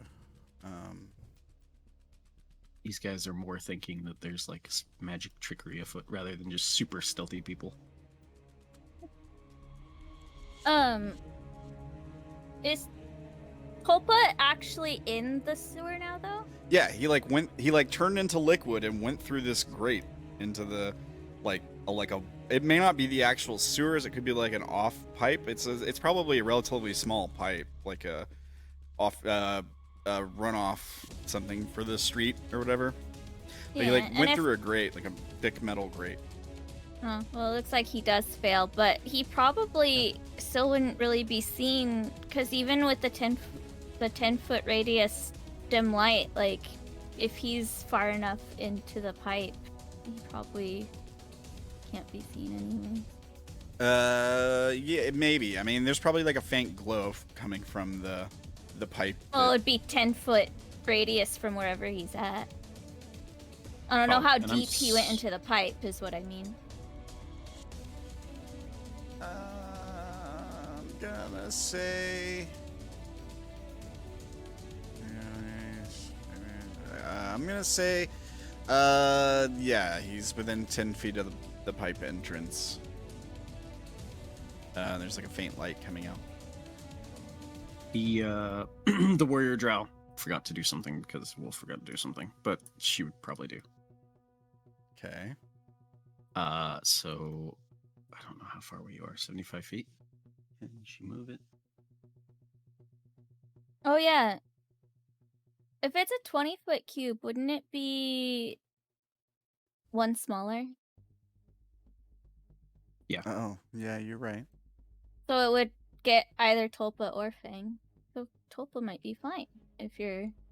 No, it's It could 20. just be one's. Wait, no, she's right. Each square is 5 feet. You have 5 squares in there. Yeah, there's 4. Yeah, no, Right. yeah, you're So right. it could only hit Tulpa or Fang. She's right. Oh, this is weird, but all right. I don't know why it's saying 15. That's because it's not counting from the outside. 15 from the spot that you start from at. the middle, yeah, but not the outside. Yeah, that's why I switched to doing from corner, because it... Yeah. So 60 feet. So you could hit Tulpa or Fang. I guess that's up to you. You had to pick... Well, she's trying to do it on Fang because that's the one they can see. well, Fang So succeeded. Tulpa isn't so, affected then. All right. Yeah. Cool.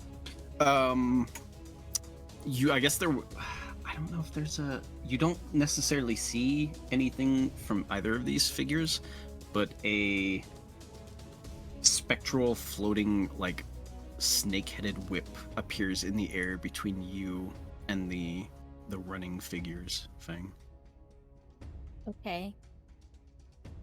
should be How close or far? right there. I think is as far as it can go. Here. Let me get a pick we can I don't know use. what flavor you wanted, so I just chose something. You can change it if you want for the way it looks. Did you put something there? Oh. No. There's No, some- I just meant in my description. Oh, okay. Oh no, your description's fine. Let me do this. Because I'm having a hard time finding a whip. So we'll do snake. Where was it? Right here? I think that's one too far. Oh, no, you're right. Nope. Yeah, one too far. There we go. Okay, right here. Alright. Let me give you control over this whip. Snake whip.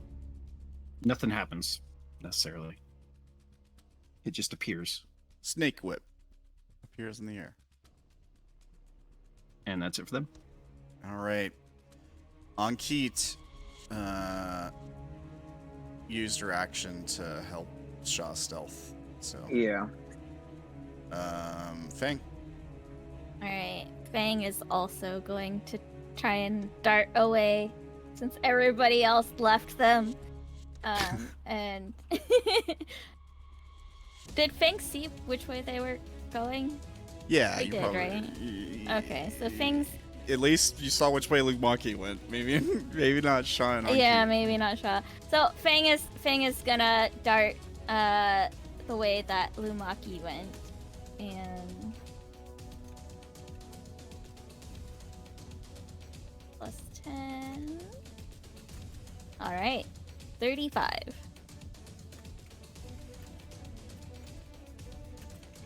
All right. I'll 35 just move them stealth. up a bit since they're following, but I don't know how far they went, but Fang's going that way. Okay. Sha'ah. Still stealthing. I could probably no. Who could I see? Fang rolled a 23 plus 10. No, 35. Oh, 35. Yeah. Lumaki rolled 27. And how much did 25 was Topaz, right? Yes. I could technically see where Topa went if he was unless he casted a spell. Yeah, That's my perception.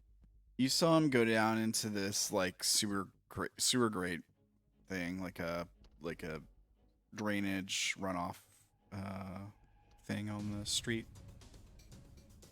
Yeah, I'll follow where he went to quietly. Telling Okay, so the drainage pipe grate that he went down into was in plain view. Like it wasn't behind cover or anything. I wasn't behind cover. You could run over to it if you want, like you saw where he was. But like you can't get into the grate. You can't turn into Right. like liquid. And Oh, he went into a okay. he turned I thought into like this slimy liquid stuff, and the liquid was able to fit through the cracks on this grate thing. All right. I think our Oh. goal is to find our own way into the Own way. sewers now. Yeah. I'll try to look for a manhole then. There is one nearby. Okay. Make an investigation check.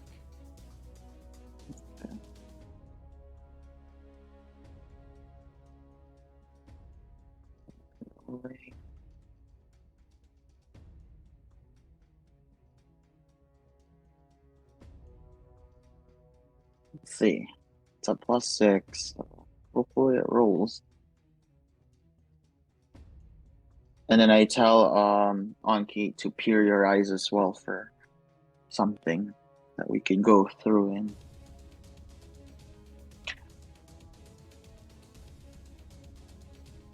$25. Okay.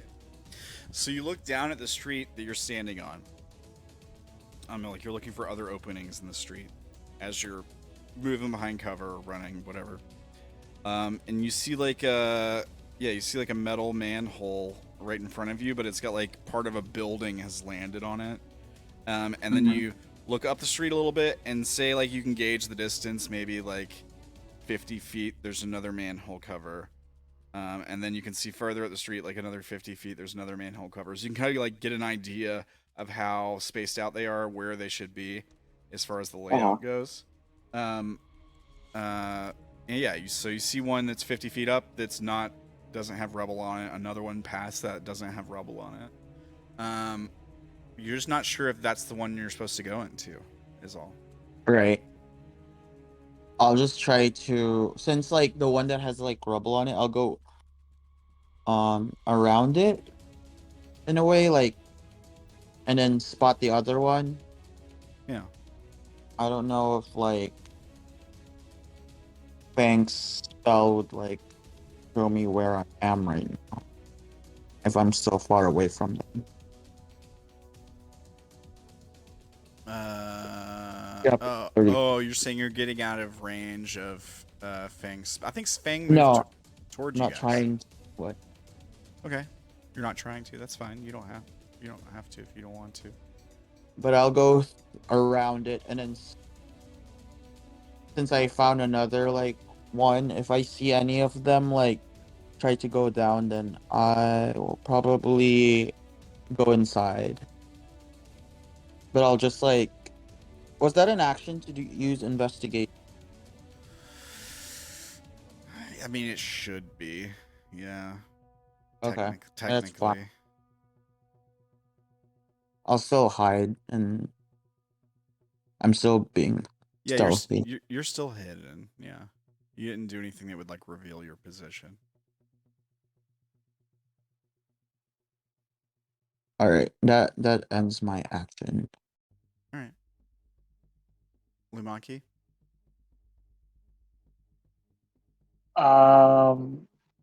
Lumaki's gonna use his earring to see if he can message Fang. Okay.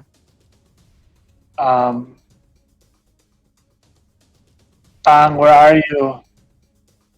We need to stick together. We're probably within 120 feet of each other, right? Yeah.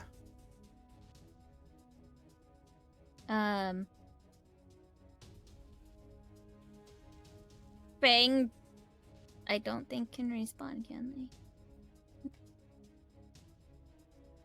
You should be able to. You're just casting the message spell. Oh, they can reply. Okay, so yeah, Fang replies the direction that they went. I don't know which. I'm gonna just say north since we're all going up. I don't know. Yeah, it's fine. He's gonna move to here and then describe to Fang where he stayed at. And then ends his turn. He could only cast it once, right? Oh, okay. Well, then yeah, he'll just gonna go there. Yeah. Yeah, we'll say like because you're not because the item has the spell, right? Like you're not actually having to cast the message spell from your own spell repertoire. Is that correct? It's you can use an action to spend a charge to cast a message spell. Yeah. Okay. So it is an action still to do it. Right, but what I'm saying is it's not a spell slot. Yeah, it's not a spell that it just uses a charge from the item, but it's not like you have to know the message spell or anything, right? Right. Okay, so we'll say it functions like the message spell. Sure, it takes the charge and everything, but just for flavor, you're like pushing a button on your earpiece, and it's like, and then talking into it like a microphone. Yeah. All right. All right. Is that your turn, Lumaki? Yep. Okie dokie. Tulpa.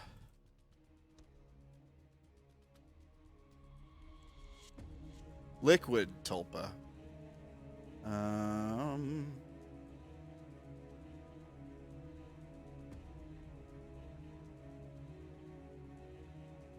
I gotta mark off his sorcery points before I forget.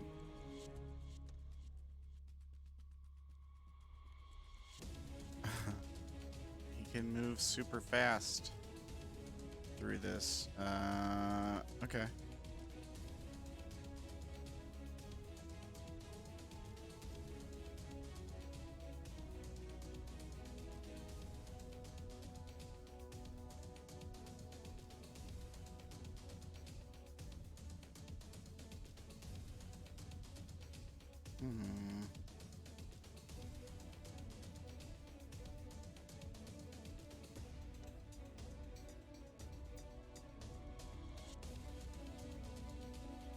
All right. My drow patrol. There's a sewer grate that explodes with fire somewhere near you on the opposite side that these folks went running to. So like you're sprinting towards them. You see Tulpa slip into the storm grate thing, and the other folks run in the other direction. Then like as you're running toward them, right beside you, a different sewer grate explodes with fire. It doesn't like knock the grate off or anything, but just like flames shoot out of it for a second, and then some smoke. Wait, so on the other side of Okay. them, like that way, Yeah. or like that way? Like over here somewhere. It doesn't do anything to Okay. you. Like it doesn't like damage you or anything. Yeah, It's- he's trying to cause a distraction or something, Yeah. probably. Yeah. Okay. And then I will have him move in the other direction. He's still under the ground. Mhm. Okay, that is Thulpa's turn. So to hide, they have to break line of sight. Which way are they moving before they actually hide? As they like go to break line of sight. Well, technically, Tulpa's not hit anymore because he just cast Firebolt or whatever. He's literally out of sight. Yeah, he He's is. But underground, he's so- technically wouldn't have the hidden condition, right? Like he's just Right. not accessible. So okay, what was your question? Which way would you have to go to try to spot them? Yeah, so they had to Here. like to break line of sight before they could hide. Which way were they dashing / moving before they broke line of sight? Yeah, let me do this. Let me Because just. that would affect which way they run, I suppose. We'll say that there's like the building that they went behind or whatever. I'll put it in. Let's do orange. So Well, there's what? I was just gonna say you don't have to draw it. Just so they would just be going, okay, they're moving that way. We follow that way, and then they follow that way. They didn't get just want to check out that explosion. They didn't get No, distracted. not particularly. They're both pretty smart. Are they? Say the I building feel looks something like like that. they should roll.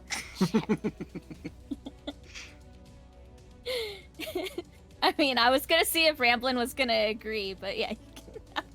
I mean, I feel like they might they might know something's up. They probably recognize Tulpa. So Do they? Okay. I remember the last time we ended up in combat, weren't they targeting Tulpa specifically? yeah. They last were. time. Yeah. I wasn't They sure know 'cause where they were the far rest of away. us went, maybe, but maybe they're hunting Tulpa. We'll say the building looks something like that line there. And, Okay. Like you're out. So they're dashing around a corner, basically. Yeah. Yeah. So, you said it's theater of the mind, so I didn't move Fang very far, but Yeah, I Fang would know. have moved as far as everybody else, if not farther, because if they couldn't see exactly where everybody else went, they would have gone their full speed, Yeah. Fair. which would have been 35, and they probably would have dashed because they Mhm. could dash and hide in the same turn. So Lumaki was over here at some point.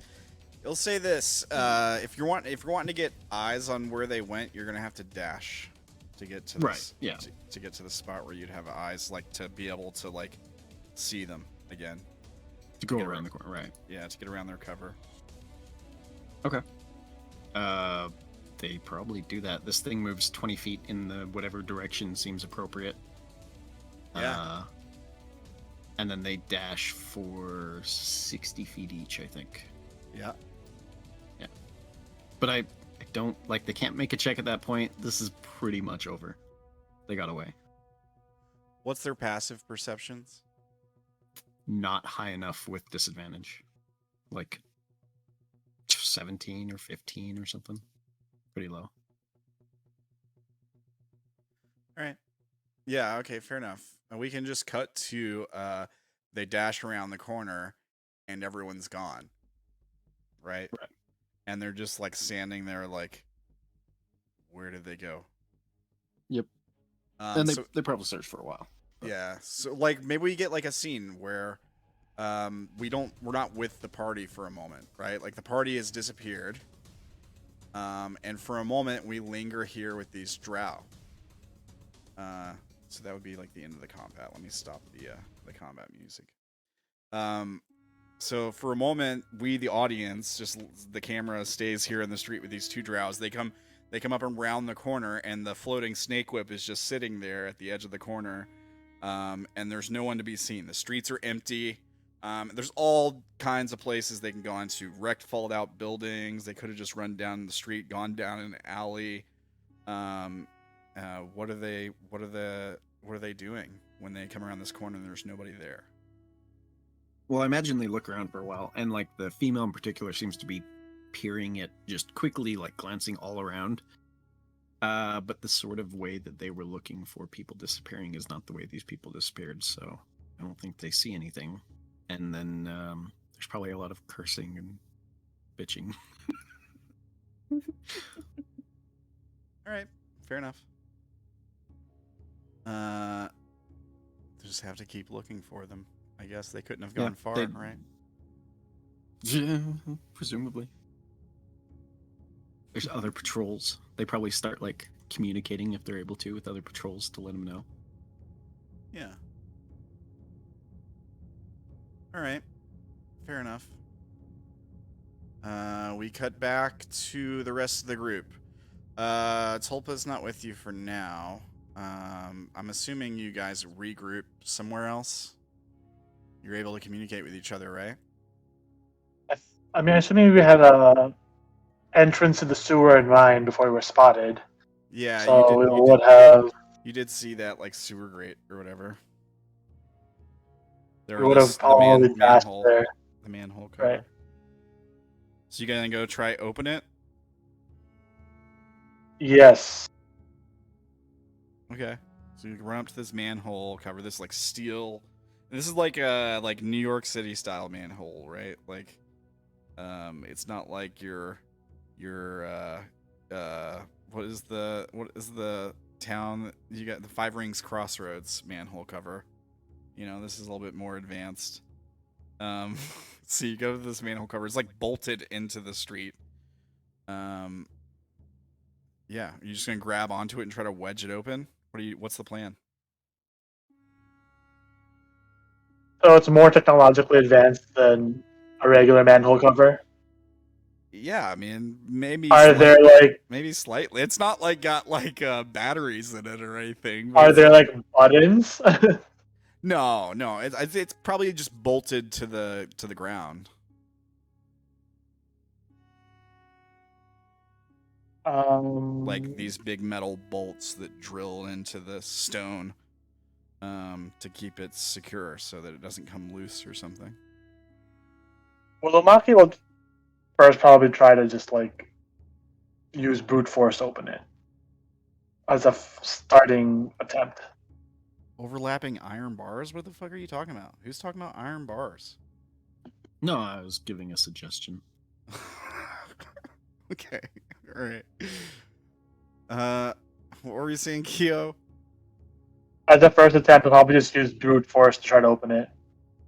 Okay, sure. Yeah. Make a check. Make like athletics or strength or whatever. 19.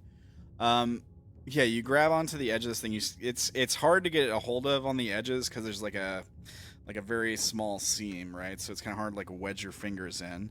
But maybe with just like your nails, you're able to like get the edges of it, and you start to pull. Yeah, you feel the nails being ripped from their root as you're like trying to get hold of this thing to wedge it out of the ground. It feels like it starts to move slightly. But as soon as you like use your tips of your fingers start to really sting. So you have to like pull them back and kind of like let the blood return to them for a second. And as soon as you do, it just like falls back into place like it was. You're gonna have to do better than a 19, unfortunately.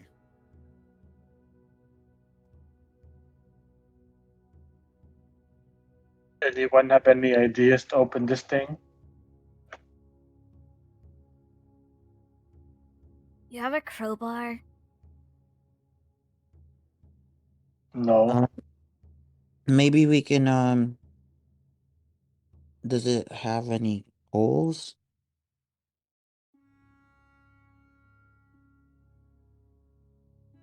We can pick around it. You hear some movement up the street, like footsteps, Time to hide. swearing.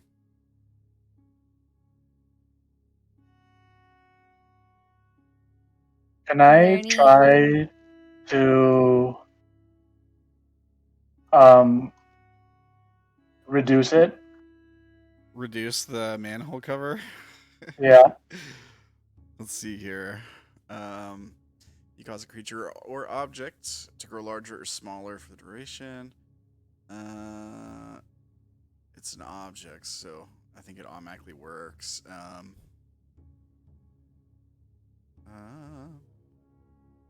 Large.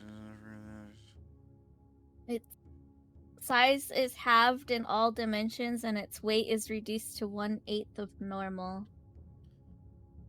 Okay. Yeah, I think you can do it. So I think you cast it on the bolts stay the same size or whatever. It doesn't matter. They get snapped off when the manhole cover like shrinks. The bolts just like get broken off, and then fall down into the sewer, like the rushing water underneath this dirty, disgusting water. As soon as this happens, as soon as it like shrinks and falls in and leaves this like hole there, the air that rushes out is just putrid. It's filled with this horrible stench of like decay and waste, I guess. You you do see like this water rushing by underneath, and there's like a platform or like a small like ledge of stone on either side.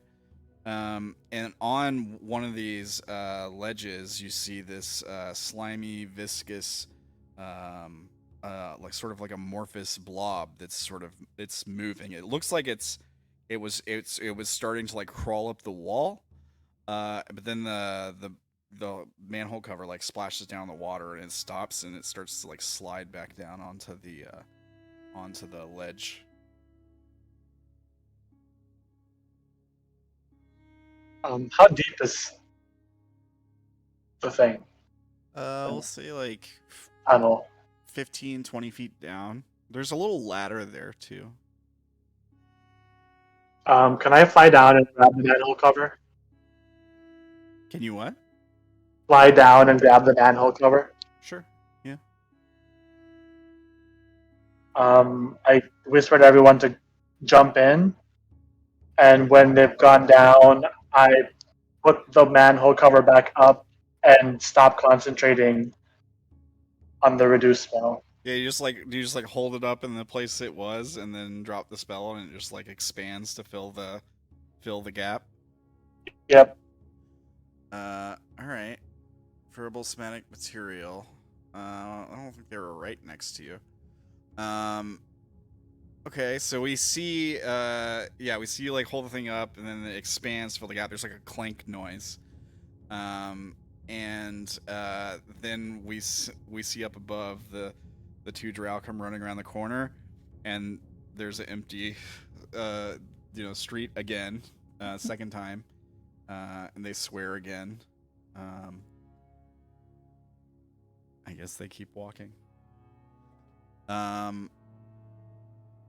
Yeah, and then you guys are all in the sewer. This slimy amorphous blob that was sitting on the ledge starts to coalesce and moves together, and reforms into Tulpa, who is now next to you all.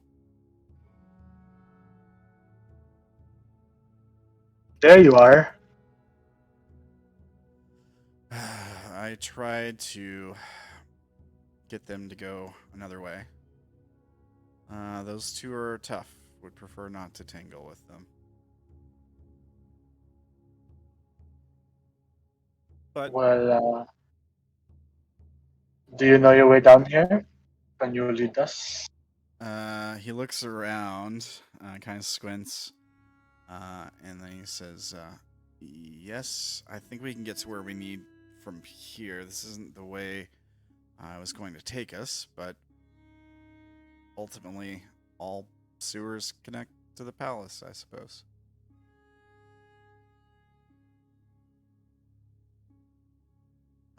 Should be this way.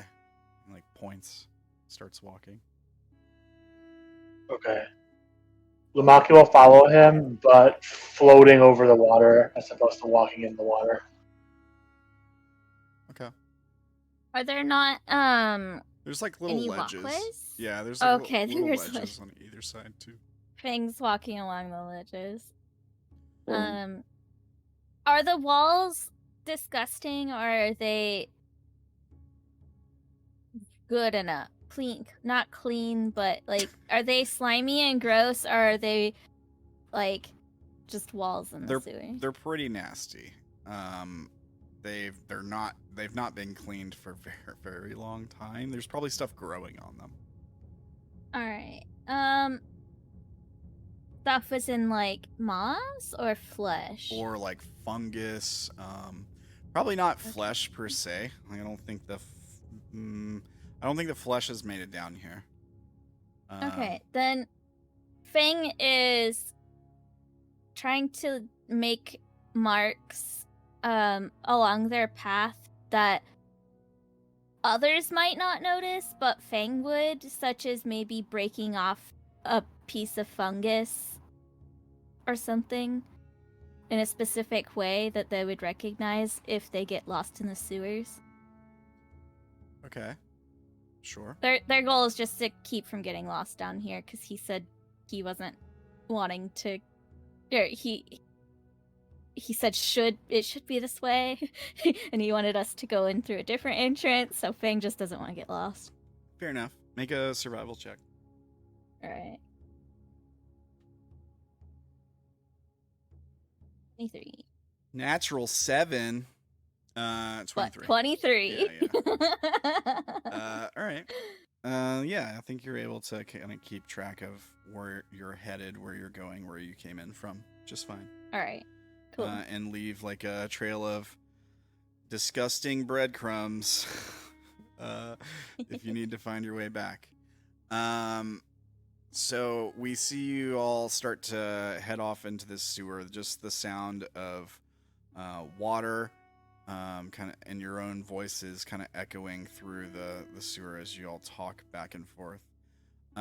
Before we go to break, I think the next thing that happens is you're all bombarded mentally with some strange images. You get the images of these sewers that you're in as they flow into your mind. The very same sewers, maybe slightly less aged, less stuff growing on the wall. But instead, there is some water, but what is flowing through the sewers is mostly corpses, decaying bodies, some infected flesh abominations, but many just the corpses of drow and the water running red with their blood. And the sense of a great hunger that is sated by this, albeit temporarily. And then we fade to break. So, get yourself something to drink. Go to the restroom, all that good stuff. We'll be back here in like 5 to 10 minutes. Does that sound good to everybody? Yep. All right. One thing you guys can do while you're on break, if you want, is to pick your map, because I said I would do this last time. You get to roll a D9. 1, 2, 3, 4, 5, 6, 7, 8, 9. Yes, a D9.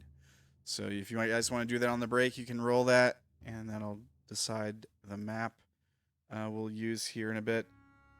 Each of us or just one of us? Just one of you. You'll all be on the same map, but you guys can pick who wants to roll it if you want to do it, or whatever. You can rock paper scissors for it. I don't care. However you guys want to decide. And then we'll be back in like 5 or 10 minutes. Everybody have a good break. See you guys in a minute. Do you want to roll or should I roll? You can roll. Go ahead and do it before we get a break. Just do it now. 5. All right, I got you. I'll get it set up on break. We'll see you guys in just a sec.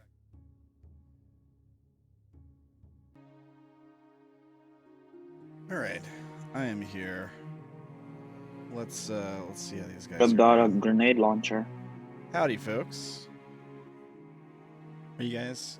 Hello. I heard grenade launcher talk. Yeah.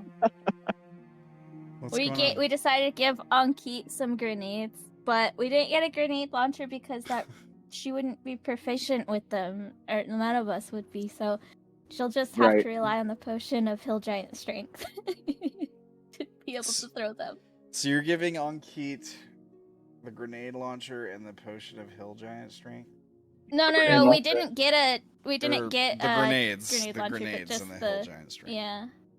Not all of them, just some of them. Okay. Because we still won't be able to use I mean, some as too. long as you know that will make me target Ankit as a player and try to kill her, or make Wolf target Ankit. She's got grenades. Fun. But the rest of us also have grenades. Yeah.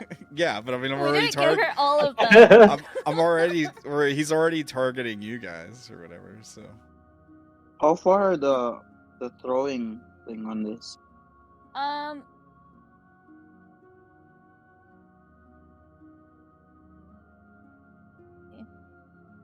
think it depends on what you roll, doesn't it? or it could just It's depend treated on your, as a strength modifier. splash weapon, like what alchemist fire would be. Okay. Wolf, but I don't remember. Wolf says he was always going to target Ankit. Good job. Good job. Wow. Well, good thing we gave her some defense. Jeez. Making me proud. All right.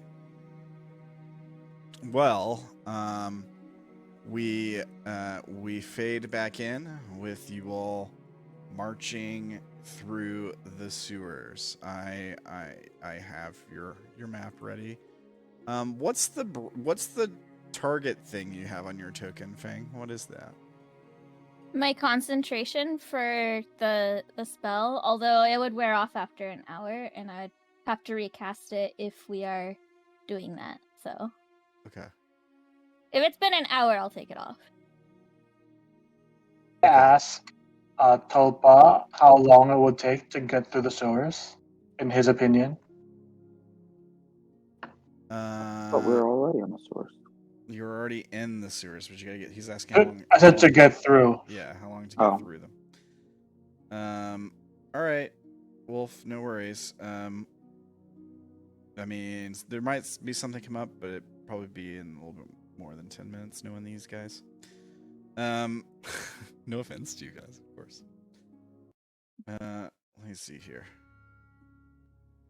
Okay, so you all have these sort of images beamed into your minds as you're walking through the sewers. You all see the same things: the corpses flowing through the sewers like water, blood red, the walls soaked with gore and mess, and the sense of something hungry in the dark that is happy for this meal. What are you all doing as this happens? Wait, we see something or Yeah, I just said before we went to break. What you got? Did you not get that? no? I thought it was just I think- roll the map. Okay. I think Ferdy disconnected for a while when you were describing things. Okay. Oh, I did. Yeah, I did. His Discord. So Okay. That's Okay. So here's what happened, Ferdy.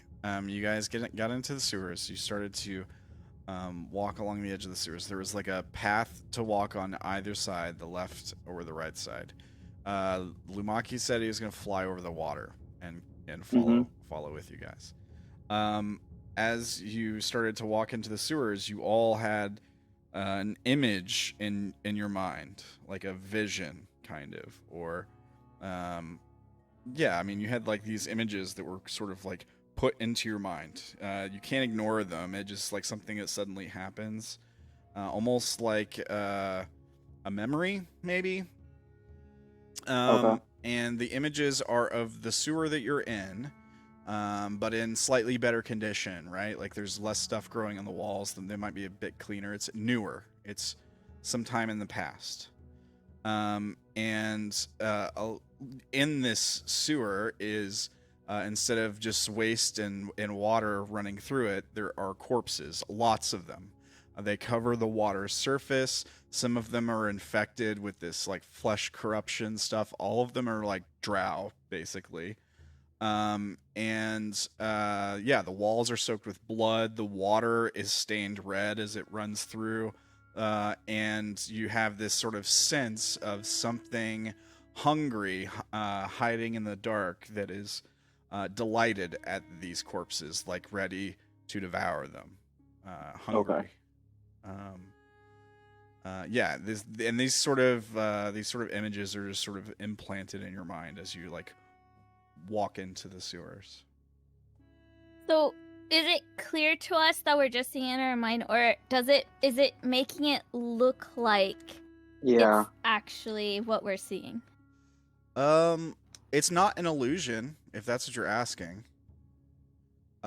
It feels like a message. I mean, you guys, you're using headsets now, but you're familiar with the spell message. It's sort of like that. It feels like some kind of outward communication, maybe, like it's coming from somewhere else.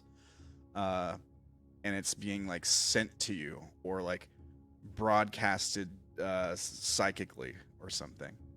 Tulpa, when this happens, Tulpa would stop walking for a moment, grab his head, not like in pain, and sort of like close his eyes and just sort of like watch these sort of mental messages play out for a moment until it's over. And then you guys are sort of standing there. Assuming you guys don't say anything, I mean, I'll let you guys talk first if you want. Tulpa's not going to be the first to talk. Is that being lost quietly, even though their voice probably still echoes because of the echoey tunnels? Yeah, Tulpa turns and says, did you all see that too? Yeah. What'd you say, Kyo? That wasn't you who sent us that image. No, that wasn't me. There's something else down here. Something that's communicating, perhaps?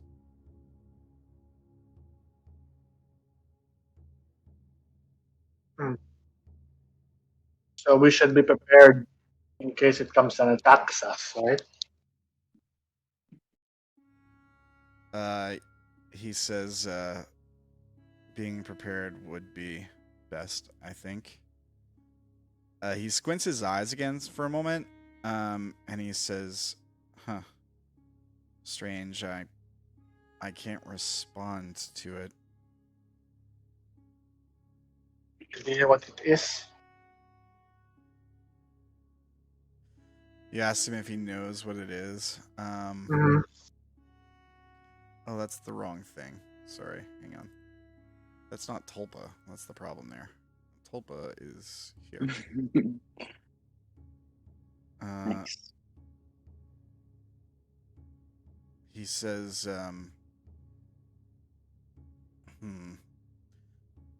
could be some kind of creature living in the sewers, perhaps. There's a limited number of things that can communicate this way.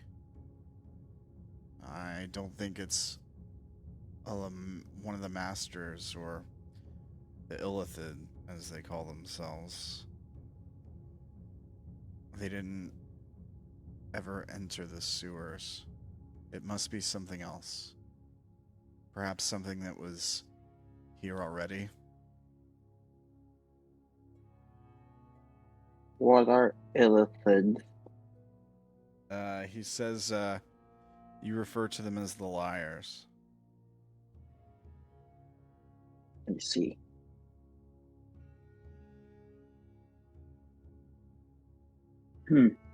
Maybe there is something nearby. Can I do like a check to see if there are like footprints or like I Bits of don't life. know. Yeah. Signs of life. Investigation check, I suppose. Right. Rolling.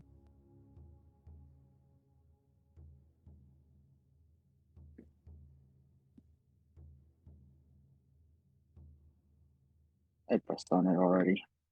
All right, we'll just wait. While we're waiting on that roll to pop up, so I've described the path as there's water in the middle and there's like a stone path on either side with enough room for like one person to walk in width. 18. Okay, I'll get to it in just a second. Lumaki's flying over the water in the middle somewhere, I suppose, or more off to one side, whichever side.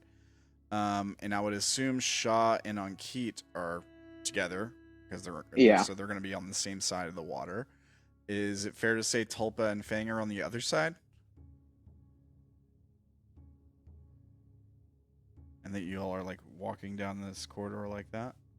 Sort of like sewer corridor? I guess. I thought we were all gonna be on the same side because we had to make turns together. But It's up to you guys. Would you show us the map so we can know what it looks like? That's why I'm asking, because I'm trying to decide where to place you on the map, right? Okay. I'll show you the map. Give me 1 second. What I'll do is I'll put you in a place where you don't have to be on different sides if you don't want to, I guess. Okay. So let me do that. Tulpa probably be in front. So you guys will be presumably moving from the top of the map toward the bottom or whichever other direction you want to go. You're going to be in the top left of the map. 1 second here.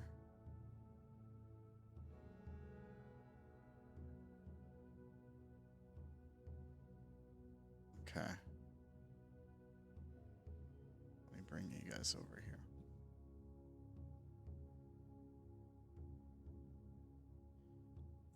This is the map you rolled. Give me 1 second, audience. I'm going to have to grab your eyes from one of the other screens and take them over here.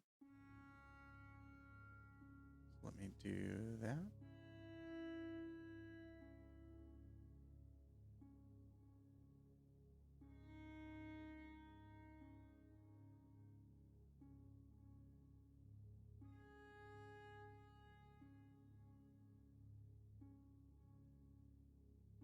Here we go. And there. So the audience can see. Let me give you guys night vision, audience.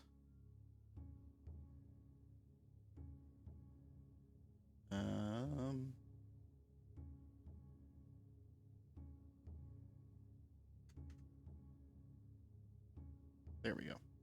So audience can see sort of what's going on here. So you guys are marching from top to bottom, maybe even walking for a minute or two at this point. So going up would just be like back the way you came. And probably like leads to a dead end. There are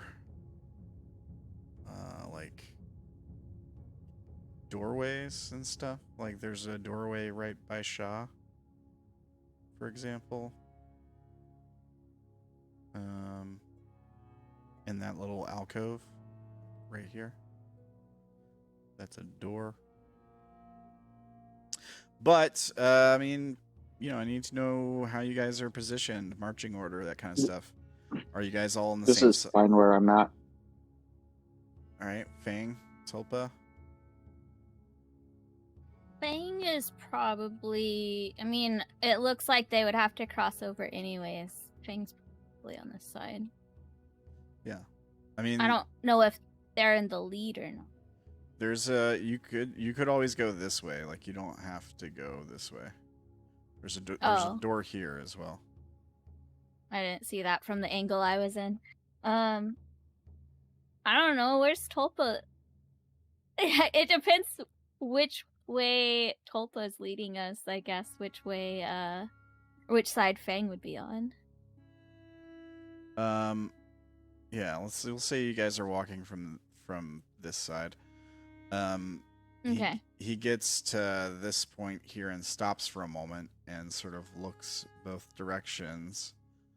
And he says, I can't tell what direction it's coming from.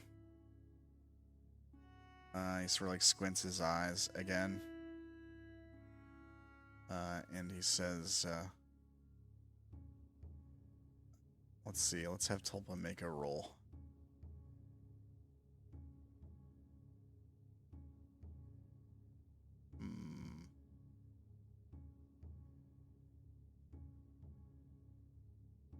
Alright. He points and he says, I think we're supposed to go this way. You guys see which way I'm pointing? Yeah. Points like To the southeast. Yeah, he points like down this way. Basically he's saying go south, but obviously we don't want to get it in the water, right? There's a walkway over there. Yeah, we'd probably cross the walkway. Your investigation for signs of life, Sha'ah. Sorry, I almost missed that. Right. 18. Yes. There's like signs of like smearing on the walkways and the walls around them. Like something, probably something slimy has smeared over these walkways and walls several times and sort of like worn parts of them down. You can see areas where there's more of the water disturbed than others. There's like debris built up in some places, almost like dams, really, or at least attempts at them. But clearly, like the water just overflowed and then flowed over these like piles of mush, waste, and rotting organic matter. Mush, quote unquote. Yeah. Definitely see signs of like it's probably not a well actually. What's your what was you had a favorite enemy or something, right? Didn't you? Yeah. Giant, right? It was. No, they use like right now since like the whole thing happened. His favorite enemies are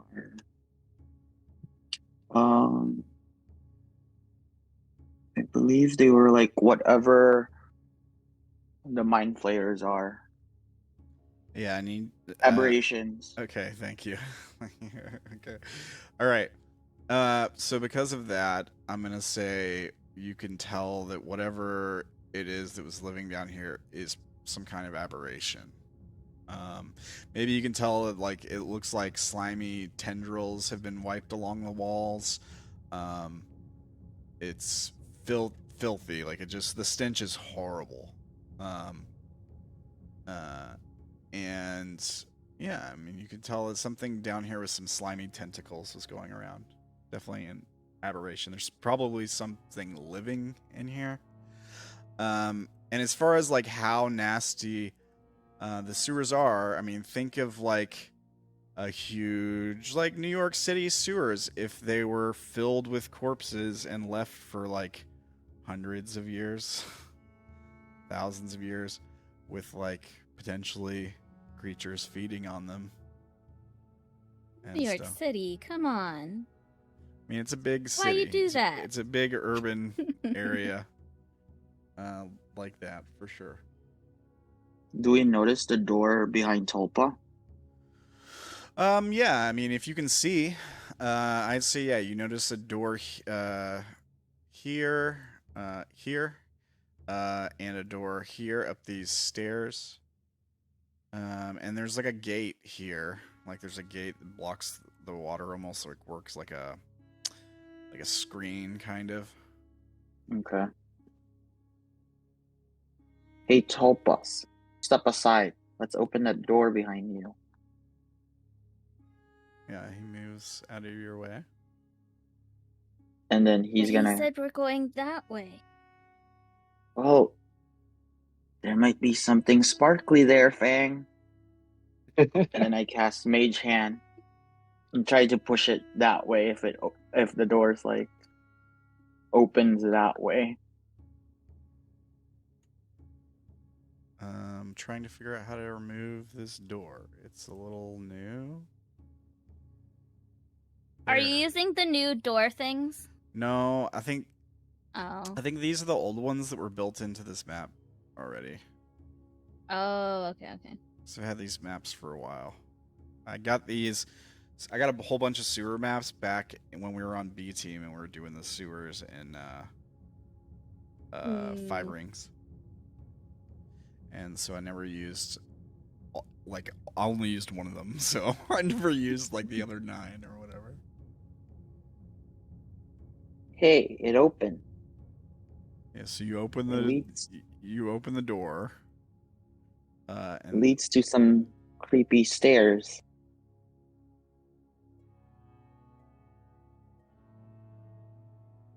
What do you think, Tulpa? Should we go down? And there's another door down at the other end of this tunnel. I guess this door you can see through, right? This Yeah. door here. So it's probably like bars, like a door that's just like metal bars. So you asked Tulpa what his take on it, I guess. And Tulpa says, "I'm pretty sure we need to head the other way." Okay. Are Fang, we you have limited on seen- time? What did you say? One person. Aren't at a we time? limited on time? Yeah, Tulpa says, I don't know how long I have left. Maybe a day or two.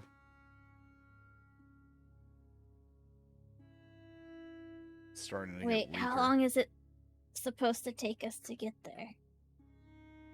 Through these sewers? Could be an hour, 2 hours. Depends on what you run into. Hopefully there hasn't been any new collapses.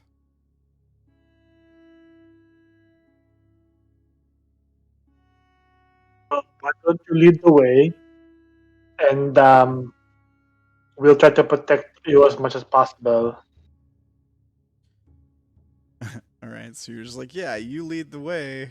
We'll watch your back. Alright, so we'll start He could be heading. in the middle and the rest of us around him. He just has to speak, which is the only problem. We were going to be quiet, right? Are you guys still stealthing? Because you haven't been so far. We're not stealthing, but I imagine we would probably want to be quiet if there might be something up ahead. Can I just fly on top, like above him? Sure. And then is it possible to continuously go through the tunnel in my stance? Bonus action every time. Lasts A until bonus action. Lasts until the start of your next turn. Well, if it's a stance, you can make opportunity attacks without using your reaction. You can use reaction to make a melee attack against a creature that moves more than 5 feet within your reach. Okay. I think so. Like, it doesn't cost you any resources to do this, right? It's just a constant bonus action. So you're doing a bonus action every 6 seconds. Yeah. I guess you can, yeah. If everybody wants to stealth, Fang can cast the pass without trace again. If you think we might be coming across an enemy.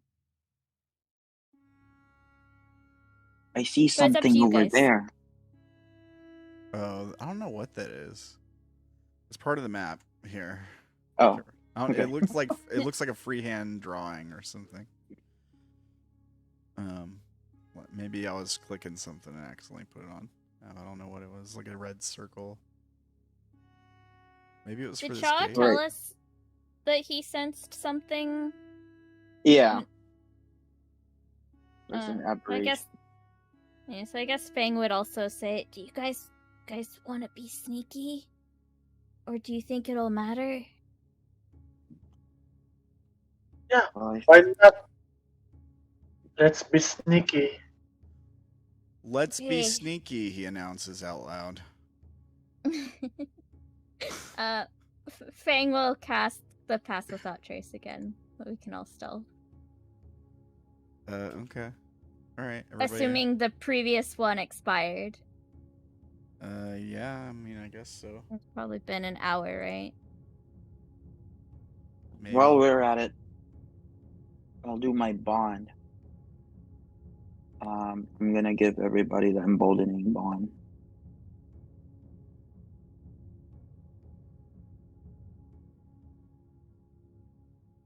That only lasts for 10 minutes, though. Do you want to save it? That's fine. Okay. I What color? sense something nearby. Green.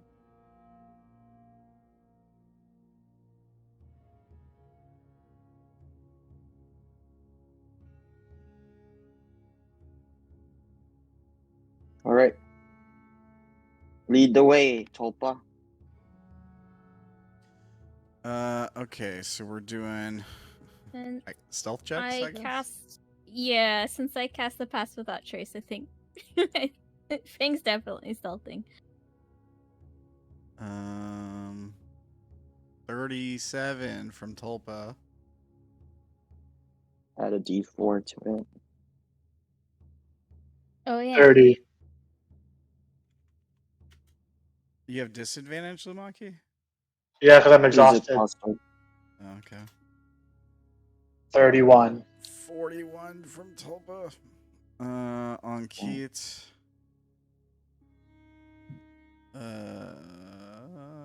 Not good. When you said everyone, I included on Keat, right? Yeah.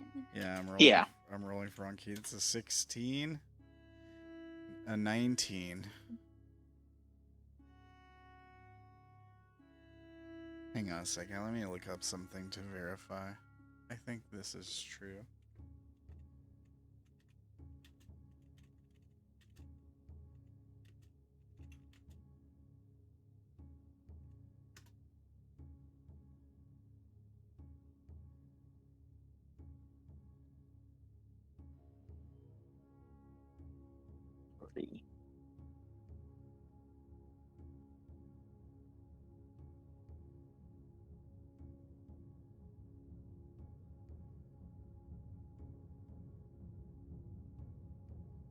Okay. Oh yeah, on Keat's higher because she has an actual stealth stat, right? Yeah, she's supposed to. I actually clicked Dex that time. That's my bad. It should be +5. What did she roll the first time? +3, so it would just be 2 higher, so 21. I'm not gonna. Yeah, 22 is fine. Okay. Is that everybody? Yep. What did we have? Get my calculator I have 30. Like Should we high have numbers for 10? everybody.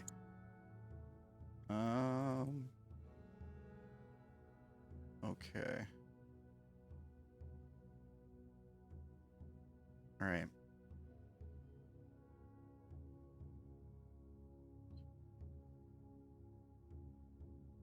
Okay.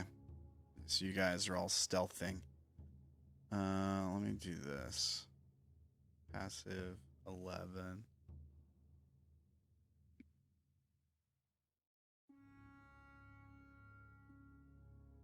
Okay. Just want to see.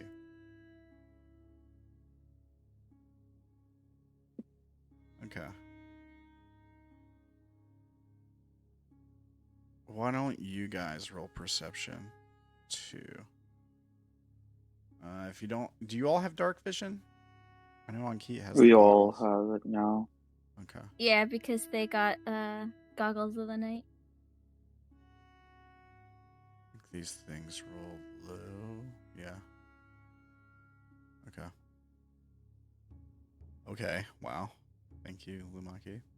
Do you want us to roll, not use passive? I mean, I'll roll anyway since you asked. You can use passive if you want to.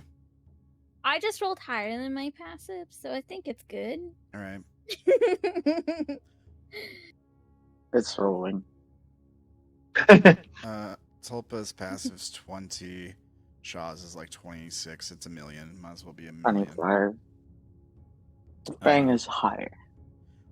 All right. I think you Thanks, guys will Tulpa. see the thing when the time comes. Okay. Okay. So, here's what happens. And you guys are sneakily crawling along, right? Yep, half speed. Tulpa leads you here to the staircase first. And he looks down the path, and he says, "We need to get around this wall." He looks over in this direction, and kind of like turns his head to the side for a moment, and then he kind of shrugs and he turns around and heads up these stairs.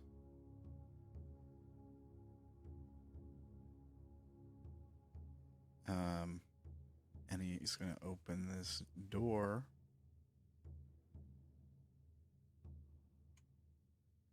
And walk in here to an empty room.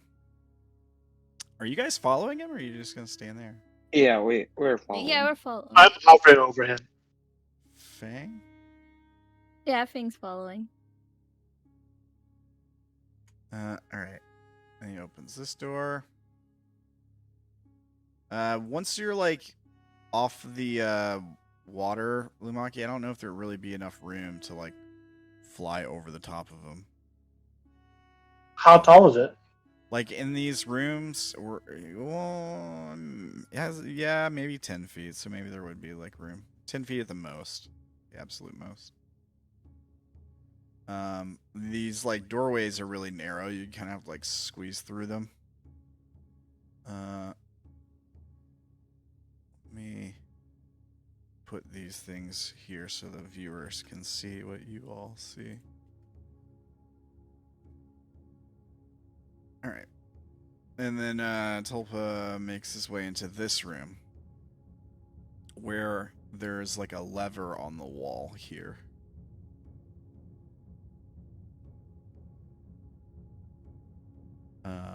Like some mechanical dial kind of things that anchor it to the wall, like some gears and stuff.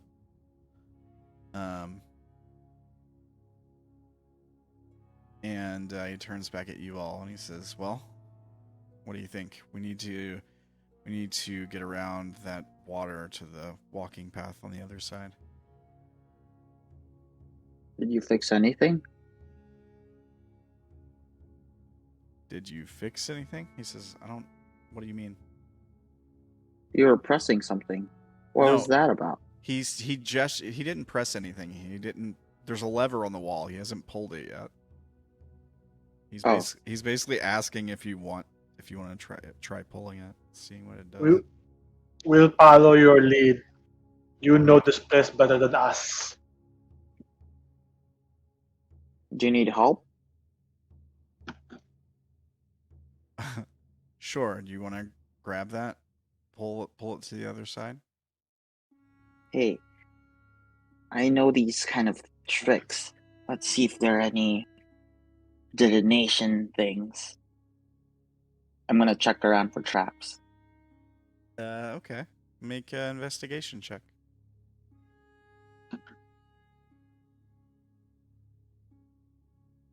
Rolling. What does the lever look like? Like, is it like a machine or on the floor? So it's a big like iron piece of metal stuck to the wall. It's the lever itself is probably 3-4 feet long, maybe at most. Pretty big. But it's like wrought iron with like engraving on it. It's kind of Gothic style. The part of the lever that like anchors to the wall, you can kind of see inside. There's a bunch of gears, like metal gears, and you might even be able to see. You have high passive, and you rolled really good perception.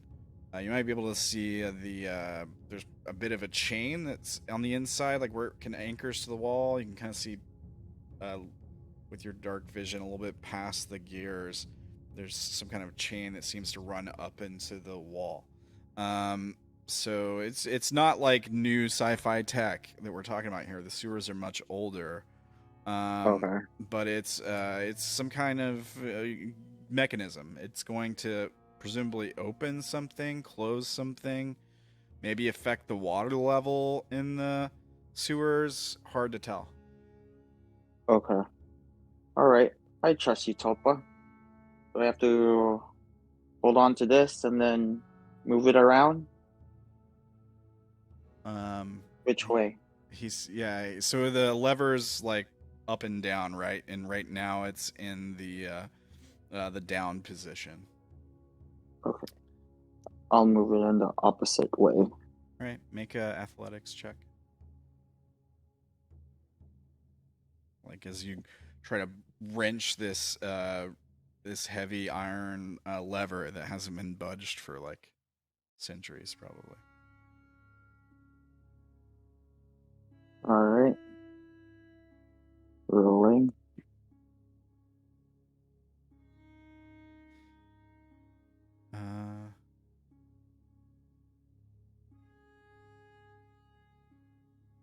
Your second investigation check was really good, so it's a good thing I took the first one.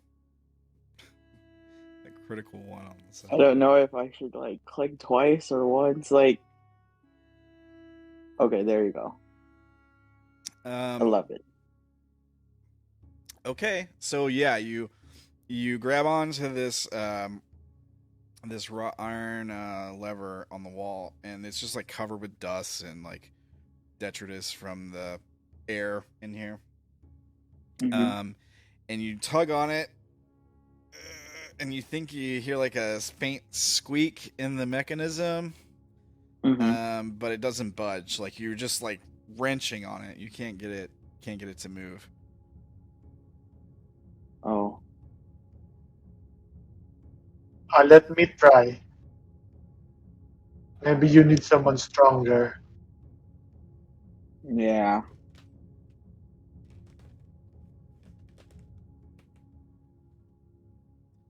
All right. Can I try an athletics check? Yeah, make a athletics roll. 18. All right. No, it's not one. It's a oh, you have disadvantage.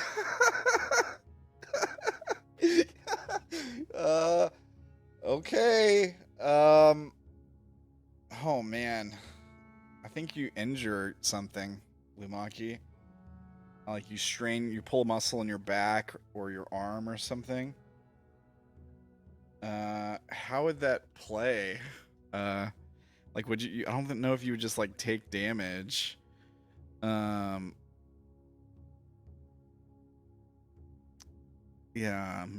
I don't think you would necessarily take damage. You already have a point of exhaustion. I don't think it's going to Like disadvantage on all my attack rolls.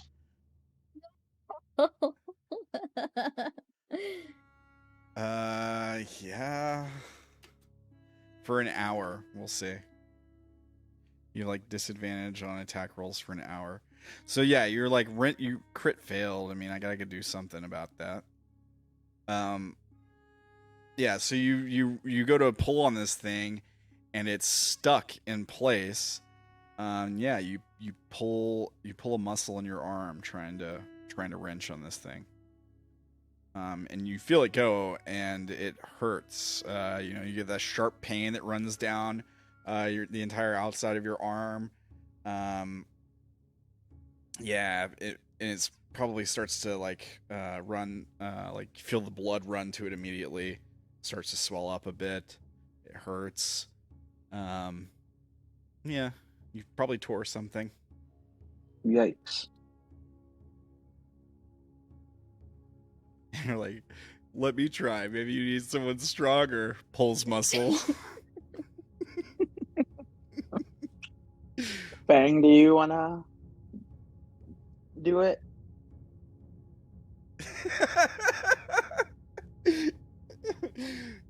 Just roll not a 1 and higher than an 11.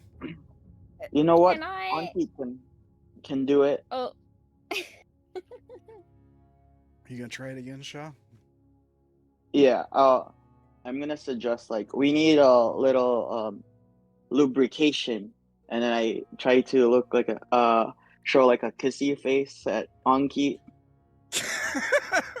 Okay, all right, yeah. and then use it. I don't know if it gives me anything, but I'll use that inspiration to pull it up, or move it up the lever. All right.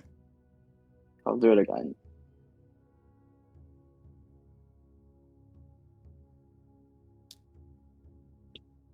Fang, do you want to help me with this too? You can give him advantage on the roll. I guess I can try. I like how you're asking a child to help you with something that the strongest one in our party can't do. He just rolled. Yeah, really Right. good. I know, but it's still like in Fang's eyes, like this is probably impossible. But Fang will, I guess, push up from the bottom while you're doing that to help you. Okay. So you get advantage, Sha'ah. All right. 17 doesn't work. Let's see. I didn't say it doesn't work. I said you have advantage, so you can roll again, just in case you get higher.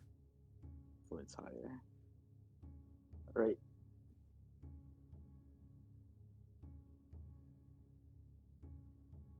It rolled, but hopefully. All right, same. Oh, the same thing. It was meant to be. The DC is 15, so Nice. you manage to just break it free, and raise the lever. You hear gears turning and chains moving as you do this, and you hear the sound of something moving outside of this room. There's a sort of sound of rushing water, I suppose, probably the best way to put it. Oh, something happened.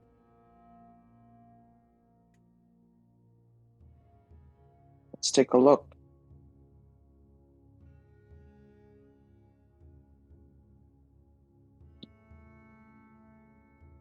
We'll head back. Yeah. So here. Okay. Yeah. You guys head back. Are you going first, Fang- Sha'ah? Yeah. Wait, the door closed. It should still be open. Fang is it not? sneaking, by the way. back down. Okay, Fang is sneaking. So I'm gonna roll again, I guess, unless you're using our old rolls. No, you're sneaking again, so I'll need a new roll. Yep, new sneak. All right. 22 plus 10, so 32. 32. Okay. So Sha'ah is... Who's going next? Lumaki, do you want to go next, or you want Tulpa to go next? Lumaki's also stealth with a 30. I'm on top of Tulpa. Okay. Tulpa... I suppose he'll stealth again. Sha'ah did not stealth. Which is fine. Like, you don't have to. I'll stick with my 30. 20. Well, you dropped it when you turned a big old loud lever. Oh. Yeah, you'd have to roll again. But you already walked through the door, so it's too late now. Yeah. 32. All right. Okay. So Tulpa walks through the door behind Sha'ah, which means Lumaki is flying over the top of him. All right. And Fang, you can stay right there because I'm gonna need Sha'ah to go back to the spot he was just in. Okay. And here is what happens. So when you walk through the door, the water levels have risen in this room. The water seems to be coming from this direction, this big water storage area over here to the right side. And you see shapes moving in the water immediately now that it's risen. It's like it was a little bit below the platforms that you guys were walking on earlier. Now it is flush with the platforms, maybe even a little bit rising above them, and some like with the splashing, because there's clearly movement below the surface of the water. You can clearly see these dark shapes that are sort of like oozing from this room, along with the water that has started its motion. Here's what they look like. When I see the water, can I pick up my potion of water breathing and drink it? Yeah. As soon as everyone rolls initiative, you can do that on your turn, I suppose. Because these creatures see Sha'ah walk through the door. And they're gonna attack you guys. So you guys look close enough to corpses. You're just moving around a lot, and these guys are hungry. They haven't eaten in a long time, so they're gonna eat you all, I suppose. So Wolf, are you with us? Yep. All right. Do you want to roll initiative for these guys? I can't click the tokens. All right, let me give you control. I thought I did already, but let me do this. Let me delete all of them but one, give you control of that one, and then I can just copy and paste it. Boom, you should have control now. That way I don't have to give you control 5 times or whatever it is. Fair enough.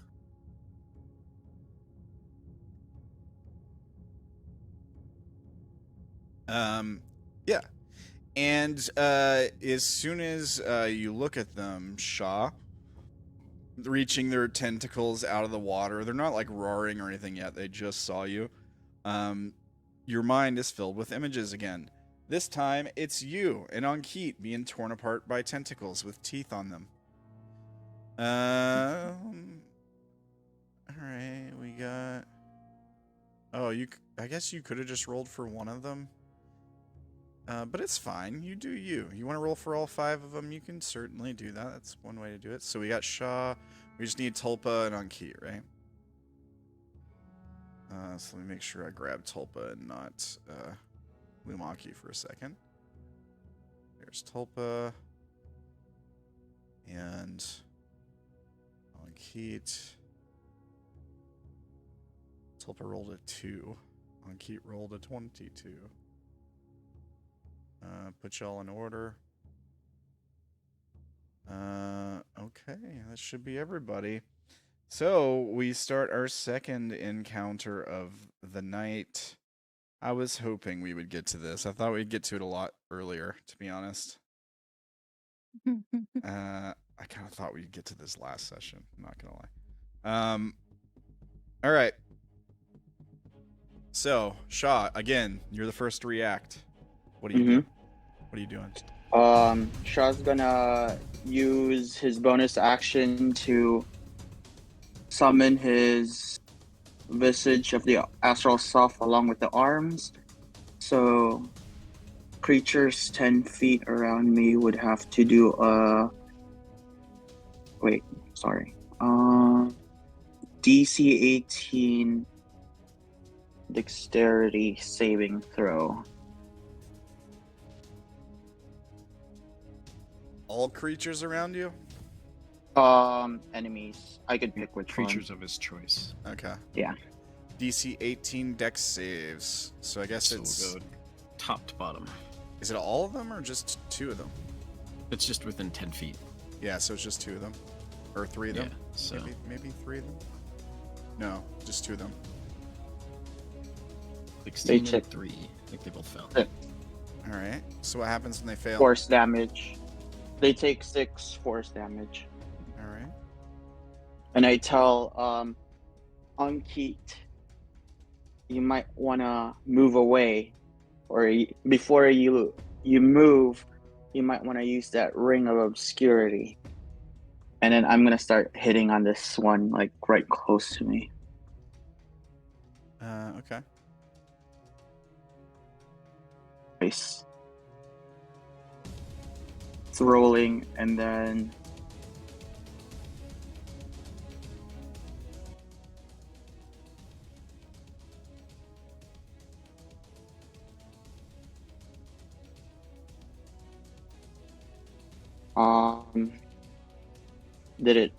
does it show? What were you... God. Nothing yet, yeah. There it goes. Yeah, that'll hit. All right. 1, 2. Both hit. I rolled for damage. And I'll try to use one of them to stun the one right by me. Maury's like, Oh, what gosh. are those? These are called neo-Otyugs. Players don't metagame and look up what these things are. Well, like, if you know, you know, I guess. 19 damage. Well, you mentioned earlier that the thing that we'd encounter later is from the same site that the grenades are from, so it might be That was a different homebrew, thing. so- That was a different thing. Oh, is it? Okay. Yeah, that was a different thing. Everything has tentacles here. Yeah, it also had tentacles, though. Very big thing. Alright. That ends my turn. And then I think that's the Constitution save that you did, right, Wolf? Yeah, he already stunned. Yeah, it was. That's Yeah. It's stunned. All right. Yeah, they were in your reach. Technically, you entered their reach though, because they were sitting there waiting on you, and you came through the door. Does it still work? Because like they were already sitting there when you came through the door, right, Lumaki? Does it still... Let me check.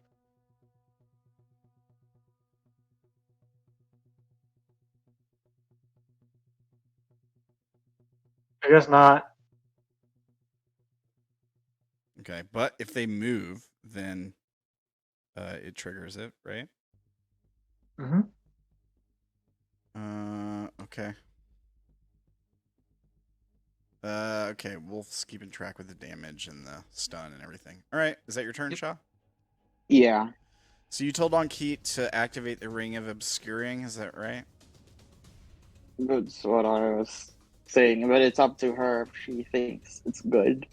And Ella said that y'all would have told Ankit to wait for the grenades until you get to your target. So Right. Well, because This we is- have limited potions. of giant Right. strength, and she might not be able to properly throw the grenades without that Right. strength. Yeah, and obviously, like a crowded sewer, probably not the best place for grenades, right? Yeah. No, not really. Unless but you just also, like want to be I don't crushed know. to death by debris. I don't know how smart Anki is, but if she uses that, How it dare you. heavily obscures the area, and that will make it so that any creature in that area is effectively blinded when trying to see something in the area. So none of us would be able to see except Sha'ah because he has a blind sight. She's never used the ring before. She Yeah. She hasn't. So she'll be like, the ring? Are you sure?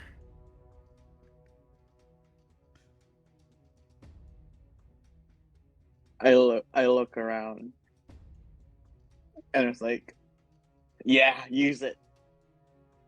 All right. So she holds her hand up to the ring, or she holds her other hand up to the ring on her finger. We see the gem on it like flash as she casts Fog Cloud, and spending one of the charges. The charges.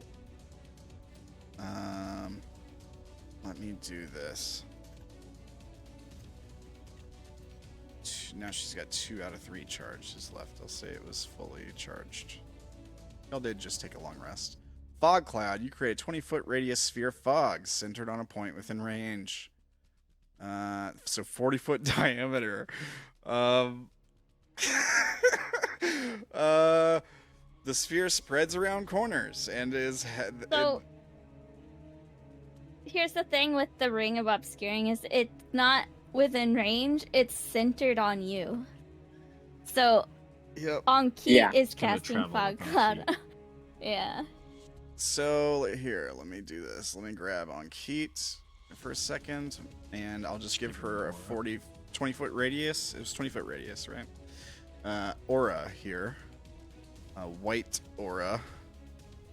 Here we go. Now you can go back. Sha'ah. Okay. There you go. There we go. Okay. Oh, I gotta make the aura visible. Sorry. Yeah, I was gonna say I don't see anything. 1 second, Sha'ah. And it spreads around corners, so that means Fang's also in it. Yep. Yep. Yep. You're also in it. Everyone. Here, I'll put this guy back. Okay. So there's as fog fills the sewers. Sha'ah, I think you're supposed to be down 1 space. That's my bad. Yeah. Yeah. And that's her action. I guess were you telling her to use the ring and try to hide? Is that what you were telling her to do? Yeah, but She it's still up has to her if movement. she wants. She still has movement. Like she can get away, try to get She away. will get half movement if she goes down, but I don't think she has anywhere to go. She can go back down into the room. 5, But she 10. carries the fog with her, right? He's not riding Sha'ah. Yeah, she is riding Sha'ah. It takes half her movement to get off Sha'ah. Yeah. Oh, Yeah. okay. And then 5, 10, 15. 15. She can't stand on Fang. Actually, that's not a bad idea. It gives you a little bit of wiggle room. Like if she goes, for example, if she was like all the way up here, right? Like the person standing here would be able to fight freely, right? Yeah. I don't know where she was, but she's right here though. could she have instead going down that way, like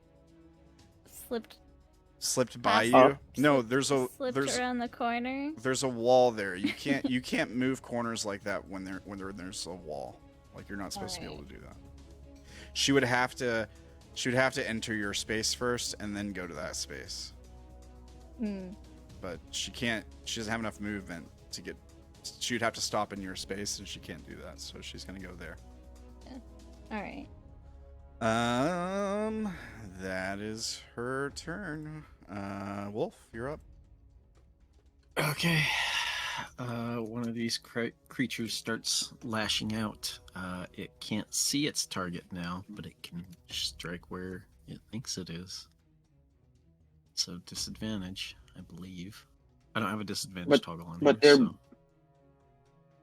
So. Is it heavily it obscured something about blinded? Yeah, that means Yeah, disadvantage. so it's disadvantage on attacks. Oh, okay. Yeah. It should automatically roll 2 rolls for you, Wolf. Let me just take a look at the sheet. Obviously, you're doing the multi-attack, right? Yeah. Yeah, I mean, it has dark vision, E3. but nothing. Has dark vision 120 feet, actually. 23 to hit, if that hits. That Who's hits. attacking? Sha'ah. The only one that this one can reach. Good. For 13 damage and 1 piercing. Ow. And you are grappled. Okay. 14. There's another attack. How that does you're it- missing. How does it use its other one? It's not listed in its multi-attack. Is it a complete action just to do that? Multi-attack. The Neo Otyog makes 3 attacks, 1 with its bite and 2 with its claws. Yeah, but it can't reach with the bite. He's 15 feet away. Or 2 with its tentacles. So I think that one of the tentacles can be the slam, like it can be a tentacle attack or tentacle slam, maybe? Or you just have to have creatures grappled in order to use the tentacle slam. I think a tentacle slam might be meant to be used as like just a straight up action. Like full action maybe, because it's kind of stronger than the regular tentacle attack that you did there. And they have to be grappled by it in order to do the tentacle slam. You still have a bite that you can use though. For that. So if it feels something like, so it swings its arms out, the teeth in its tentacles sink in, and then it starts to drag as it moves you back with it. Yeah. As far as it can, I guess. Yeah. So 15 feet. Well, actually, it can move its full movement because he's small. Oh, this is the one that grappled him? Yep. All right. So Sha'ah's getting dragged into the 10, 15. into the here. Like here? It would keep going, but I can't move off the map. Oh. So how much farther? It's 15 feet off the map. So 5, Sha'ah would be 10, right 15? Right here. there? Yeah. And you're 15 feet off the map. So just like what I normally do for the... Yeah, you already got it. You're already keeping track of it, I see. I did it. Yeah. All right, so yeah, these tentacles reach up out of the water. As soon as Anki jumps off of Sha'ah, these tentacles reach up out of the water, grab Sha'ah, and then just like yank him down the tunnel as the creature just goes screaming through the water down the tunnel. Now we'll That's it for that guy. We'll say you can squeeze into 2 square spaces. I mean, Yeah, I think you could squeeze in. even squeeze into 1 square spaces, but you're at disadvantage and stuff for squeeze condition. I think that's how it works. I'm not sure exactly. Yeah, and it's difficult terrain basically. Yeah. Takes extra movement. All right. That's that guy's turn, I guess. Yep. Next one. There's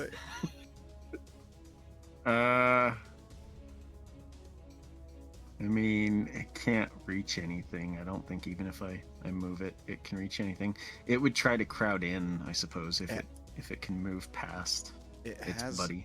It has a 15-foot reach, doesn't it? Yeah, but even with that, it's not enough. Lumaki's too far away. Oh yeah, you're right.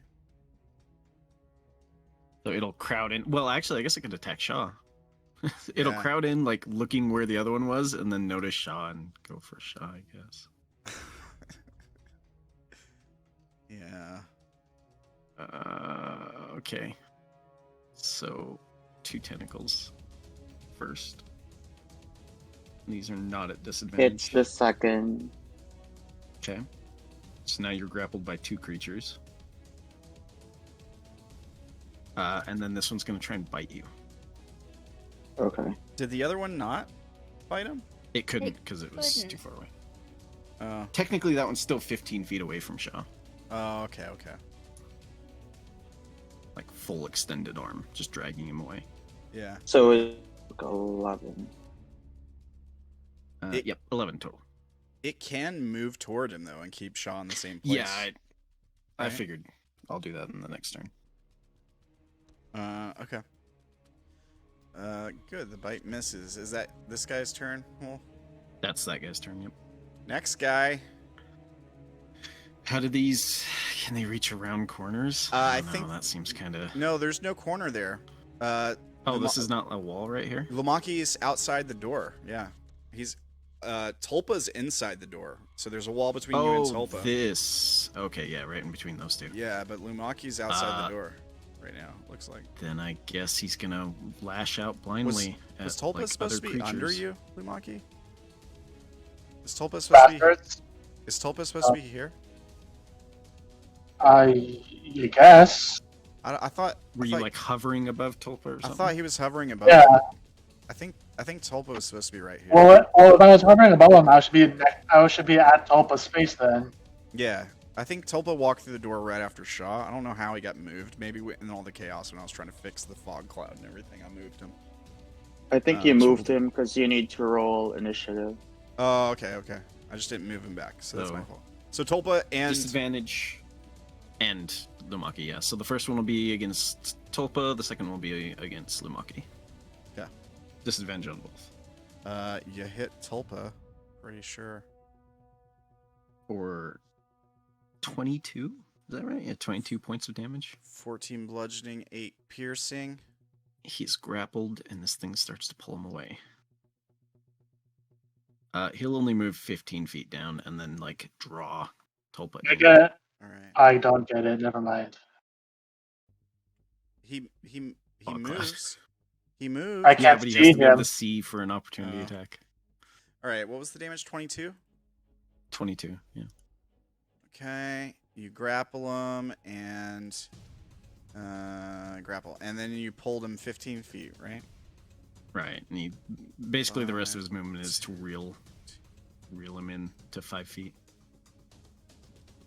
Okay. and then he'll make a bite attack on Tulpa. That's a hit. Oof. He doesn't have anything for that? Like reactions or anything? Let me see. Yeah. Let me see what he's got. 12 hits. No, a 20. 12. Oh, it is disadvantage. Yeah, Yeah, you're right. 12 would not hit. No. Okay. Sorry. That's my bad. Yeah. The 25 would still hit. But the 12 does not. Just munches on on a part of its own arm, not caring. Let me look at his stuff here. He doesn't really have much in the way of reactions, I don't think. No. Okay. That's it for both of those guys because the next one is stunned. Okay. So it would be Fang's turn next. All right, Fang, you're up. Fang cannot see. Can Fang tell? Did Anki make herself known when she stepped up next to Fang, or tried to step into Fang? I guess. Yeah, I mean, she can't see either, so she probably bumped into you and was like, "Oh, I'm sorry." Sha'ah said to hide. Yeah. So Fang's gonna like whisper to her, "What's going on?" Creatures in the water. They're attacking. Okay, but can I see if I go out there, or is it all like this now? She says, I don't know how this ring works. He told me to use it, that it would help. Okay, I'm gonna move around you. And Fang's like reaching out a hand towards her and like moving around, and then Fang's just gonna ready an action to attack if they are able to see anything coming inside that's not a friend. You can't see anything, so I don't know. I know. I don't know how you're gonna see something coming through the door if you can't see anything. If the fog cloud goes away or anything, because Fang also doesn't know what the spell is, or if true. they'll be able to see if they go out, and Yeah. so Yeah. they're they're just Isn't- gonna prepare just in case. Isn't Fog Cloud on the Ranger spell list? Fang doesn't know it. It should be, yeah. I thought you could You could prepare that. potentially know it. Potentially. But yeah, But fair. Fang Oh, doesn't. they don't prepare spells, do they? No, we have No. spells that we learn, and then we just know those spells. We Okay. don't have Yeah. a whole list Paladins are like the druid one. and cleric. Yeah. Yeah. So Fang's just ready in action to shoot. If an enemy comes in, Okay. Lumaki. maybe I'll change it. If they feel something coming to attack, if they feel an attack, they'll shoot. Okay. Did I hear Alpa yell as he was dragged? Yeah, Sha'ah too, probably. Okay, I'm gonna go after him. I Alright. come here, and then I rage. Alright, so you grow. Bum, bum, bum, bum. I hear the Mario noise. when Yeah, he I was says thinking that. the same thing. He eats one of the mushrooms off the wall. Do I now feel the guy right next to me? Or- Yeah, I mean, I guess he'd be like next to you, below you. Like, you might feel the tentacles flopping around in the air, reaching for other stuff to grab onto. I mean, you get to attack with disadvantage. You're just still blind, but well, I'm already at a disadvantage because I reckless. rolled a nat 1. Oh yeah, because you're Oh yeah. because you're exhausted or Strained you're muscle. strained muscle. Yeah, yeah. It's a 14 hit. 14 does not hit. At a D4, maybe you could hit it. 18 hit. 18 does hit. 21. Oh man, I'm like really. Does the worried. water like add anything? Electrified Tulpa. Really worried about you guys. It's thunder. It's not 16. lightning damage. It's thunder damage. Oh, Okay. it's thunder. You rolling your D4 right now. Nice. 19 hits. Nice. Another 22? Is that right? Yeah. Okay. Uh, This thing is probably roaring out and like definitely hurting it. It doesn't seem particularly crippled. That ends my turn. Good stuff, Lumaki. Wolf, I guess it's your turn again. Yeah. A lot of turns. This thing's gonna crowd in. So this thing can squeeze. Well, it probably wouldn't if there's easier prey. I think it's gonna just lash around the corner at Lumaki. There is Tulpa. there is another option just to consider. You don't have to do this or anything, but you could go this way. Oh, does it? No, I don't know what's there. So, and flank. is there like a connecting thing? There's a door here, and you could squeeze through it, break the door down, whatever, and come out down here. Basically, you don't have to do that or anything. I'm just letting you know. Okay. If it gets to the point where you can't get around, that's an option. Yeah. Okay. And you said it could squeeze through. I don't think it can actually squeeze through a single square space. Usually, you can only squeeze through half Okay. your size. Okay. Half. But if you want to let it, then it might try. I mean, they're kind of meant to be amorphous. They don't have the trait, I guess, is what you're saying. If they're not octopi, they probably can't. Let me see. I'll think about it. Give me a second. All right. Well, this thing, Lumaki is much easier prey at the moment, so it's going to lash out at Lumaki, and we'll say one at Tulpa too, because why not? So Lumaki, then Tulpa. Which one? Disadvantage. This one? This one here. Yeah. Yeah, I'll 11 say and 19. you're right. Sorry. They can only squeeze through a space one size category smaller, but you can always Yeah. like knock walls down. They're pretty big creatures. They could do that. Okay. I get cover from like this They're corner. strong. They're Or no? strong too. What corner? What cover from what? This creature? The Corner? one- yours was an 11, so it probably doesn't hit you, but Tulpa's was a 19. You would Oh, be okay. you would be attacking him probably from this square. I guess let me see if I can draw a line to him from this square, right? 'Cause it's that creature. It would have to be from. For Tulpa, it'd have to be from this square. For Lumaki, it can be from that one, yeah. What's the distance between those? Let me do it with snapping. 15. And you can draw a line. I'll give you like +2 to your AC. I think that's fair, considering like one of the squares he's attacking you from has nothing in between it, right? Like, let me look at the lines again. The dynamic lighting barriers. Yeah. So like, so basically, if he, where's my ruler? No snap. Okay, so if he if Wolf is attacking you with this guy, you can see my arrow right now, right? Yeah. The line I'm drawing. So these two squares are 15 feet away from this square. So if he's got 15-foot reach, he can attack you from this square. And if he attacks you like this, for example, there's no wall in the way. But because there's a corner there, yeah, I'll give you +2 to your AC, Lumaki. Because I feel like you're kind of half of you is kind of like behind the corner, but you're so big that part of you is He'll see me. like, huh? He'll see me, yeah.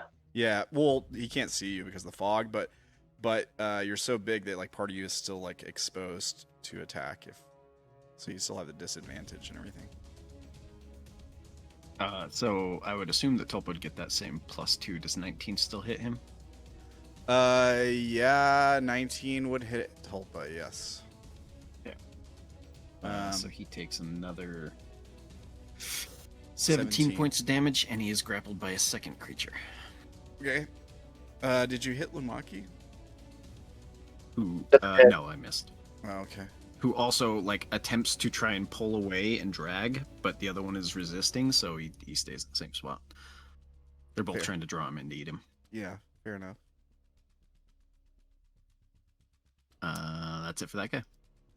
All right. Tulpa. Tulpa, use your thing. Use what thing? I don't know.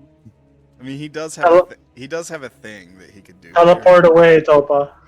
He has a couple things he could do here, actually. I think it might be time to show one of his special signature moves I gave him that I haven't used yet. It's probably a little OP.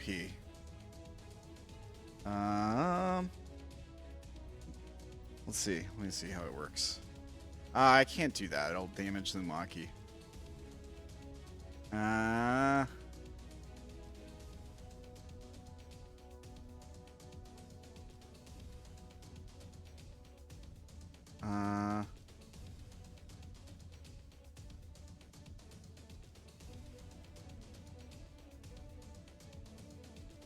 Hasn't stopped him before. As a bonus action, so here's the ability. This is the one he used to go down into the sewers too, by the way. Revelation in Flesh. Beginning at 14th level, you can unleash aberrant truth hidden within yourself. As a bonus action, you spend 1 or more sorcery points to magically transform your body for 10 minutes. For each sorcery point you spend, you gain one of the following benefits of your choice, the effects of which last until the transformation ends. So he has all these things he can choose from. Last time he did the bottom 2, I think. He's probably going to do that again this time. Swimming speed and 9 feet of movement to escape restraint. Yeah. Swimming speed and transforming into slime or whatever. I guess he doesn't. Yeah. Spend 5 feet of movement to escape from restraint. So Tulpa, grabbed by both of these things, turns into liquid again and moves to escape the grapple. All he has to move is 5 feet, but he'll move. here. That is a bonus action. So he's out of the grapple. Now, what will he do as an act? Let me mark off his sorcery points. I think I'm just going to... I don't see the point of giving him the swim speed. So I think I'm just going to spend the 1 sorcery point for the liquid to get out of the grapple.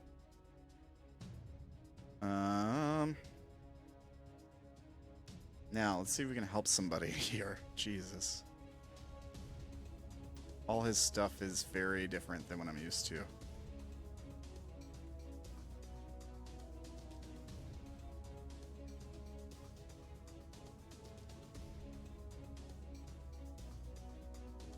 Problem is, a lot of his stuff is AoE, and I don't want him to kill you guys, too. To see for a lot of this stuff, because right now he can't see. Yeah. Yeah, that's true. He can't see. But he has a lot of stuff that requires saves instead of... Wait, does it require a creature you can see? Touching a creature you can see. Shit. A lot of spells do require sight. I learned recently that there's a surprising amount that do not, such as Ice Storm and Sickening Radiance. Oh. Pretty nice.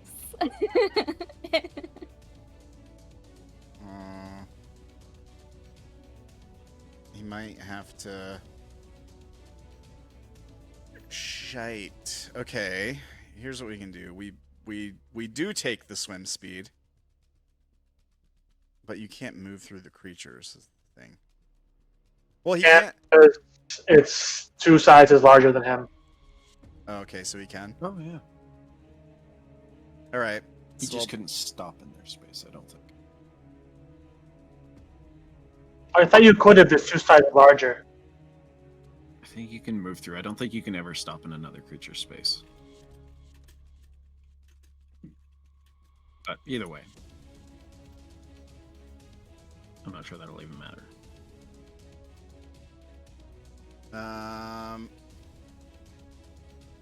Yeah, you can't end your movement in another creature's space. That's true, yeah.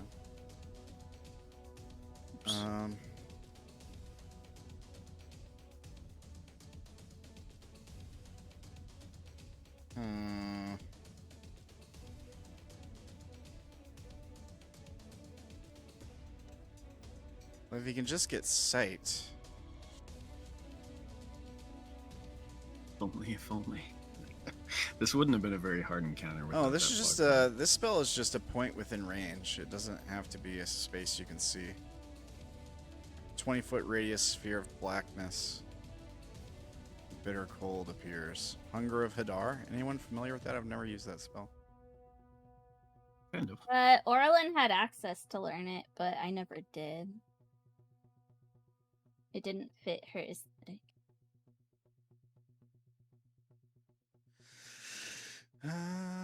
It's not really useful though. What about Arms of Hadar?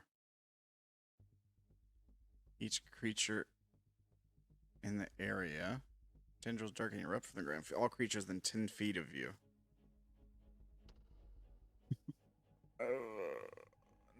We're back to damaging Lumaki.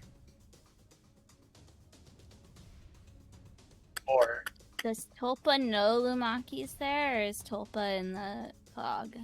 Lumaki said something to Tulpa, so probably. He might not know that you're within 10 feet, though. You're being quiet. I am being quiet. Does that spread around corners, though? See this. stealthing. I am stealthing. I haven't even left the room yet. Yeah, bang stuff.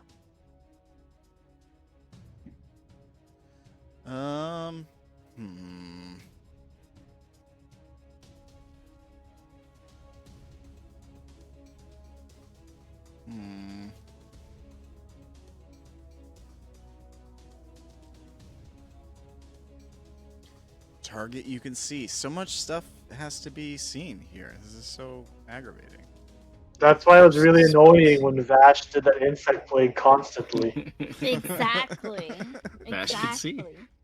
I was also hoping that Ankit might be like, no, that's a bad idea. Hey, it helped. It could have hit a lot of people. True. But also, we could have done a lot of hit. That's true too. Oh, there's something else he can do. Hang on. Tulpas is the last Can turn. you do like thunder wave or something? I don't know. I got something Like might be a little bit more useful here, maybe. have lightning, something. Okay. So you call forth manifest space that you can see. Shit. God. How much more movement does he have? Took 5 feet, so he has 20 left. 20 unless he goes on the water, and then he has like 40. Because he could go like here, see something, cast a spell, and then go back. Can't stop to cast the spell. He'd have to go all the way to here.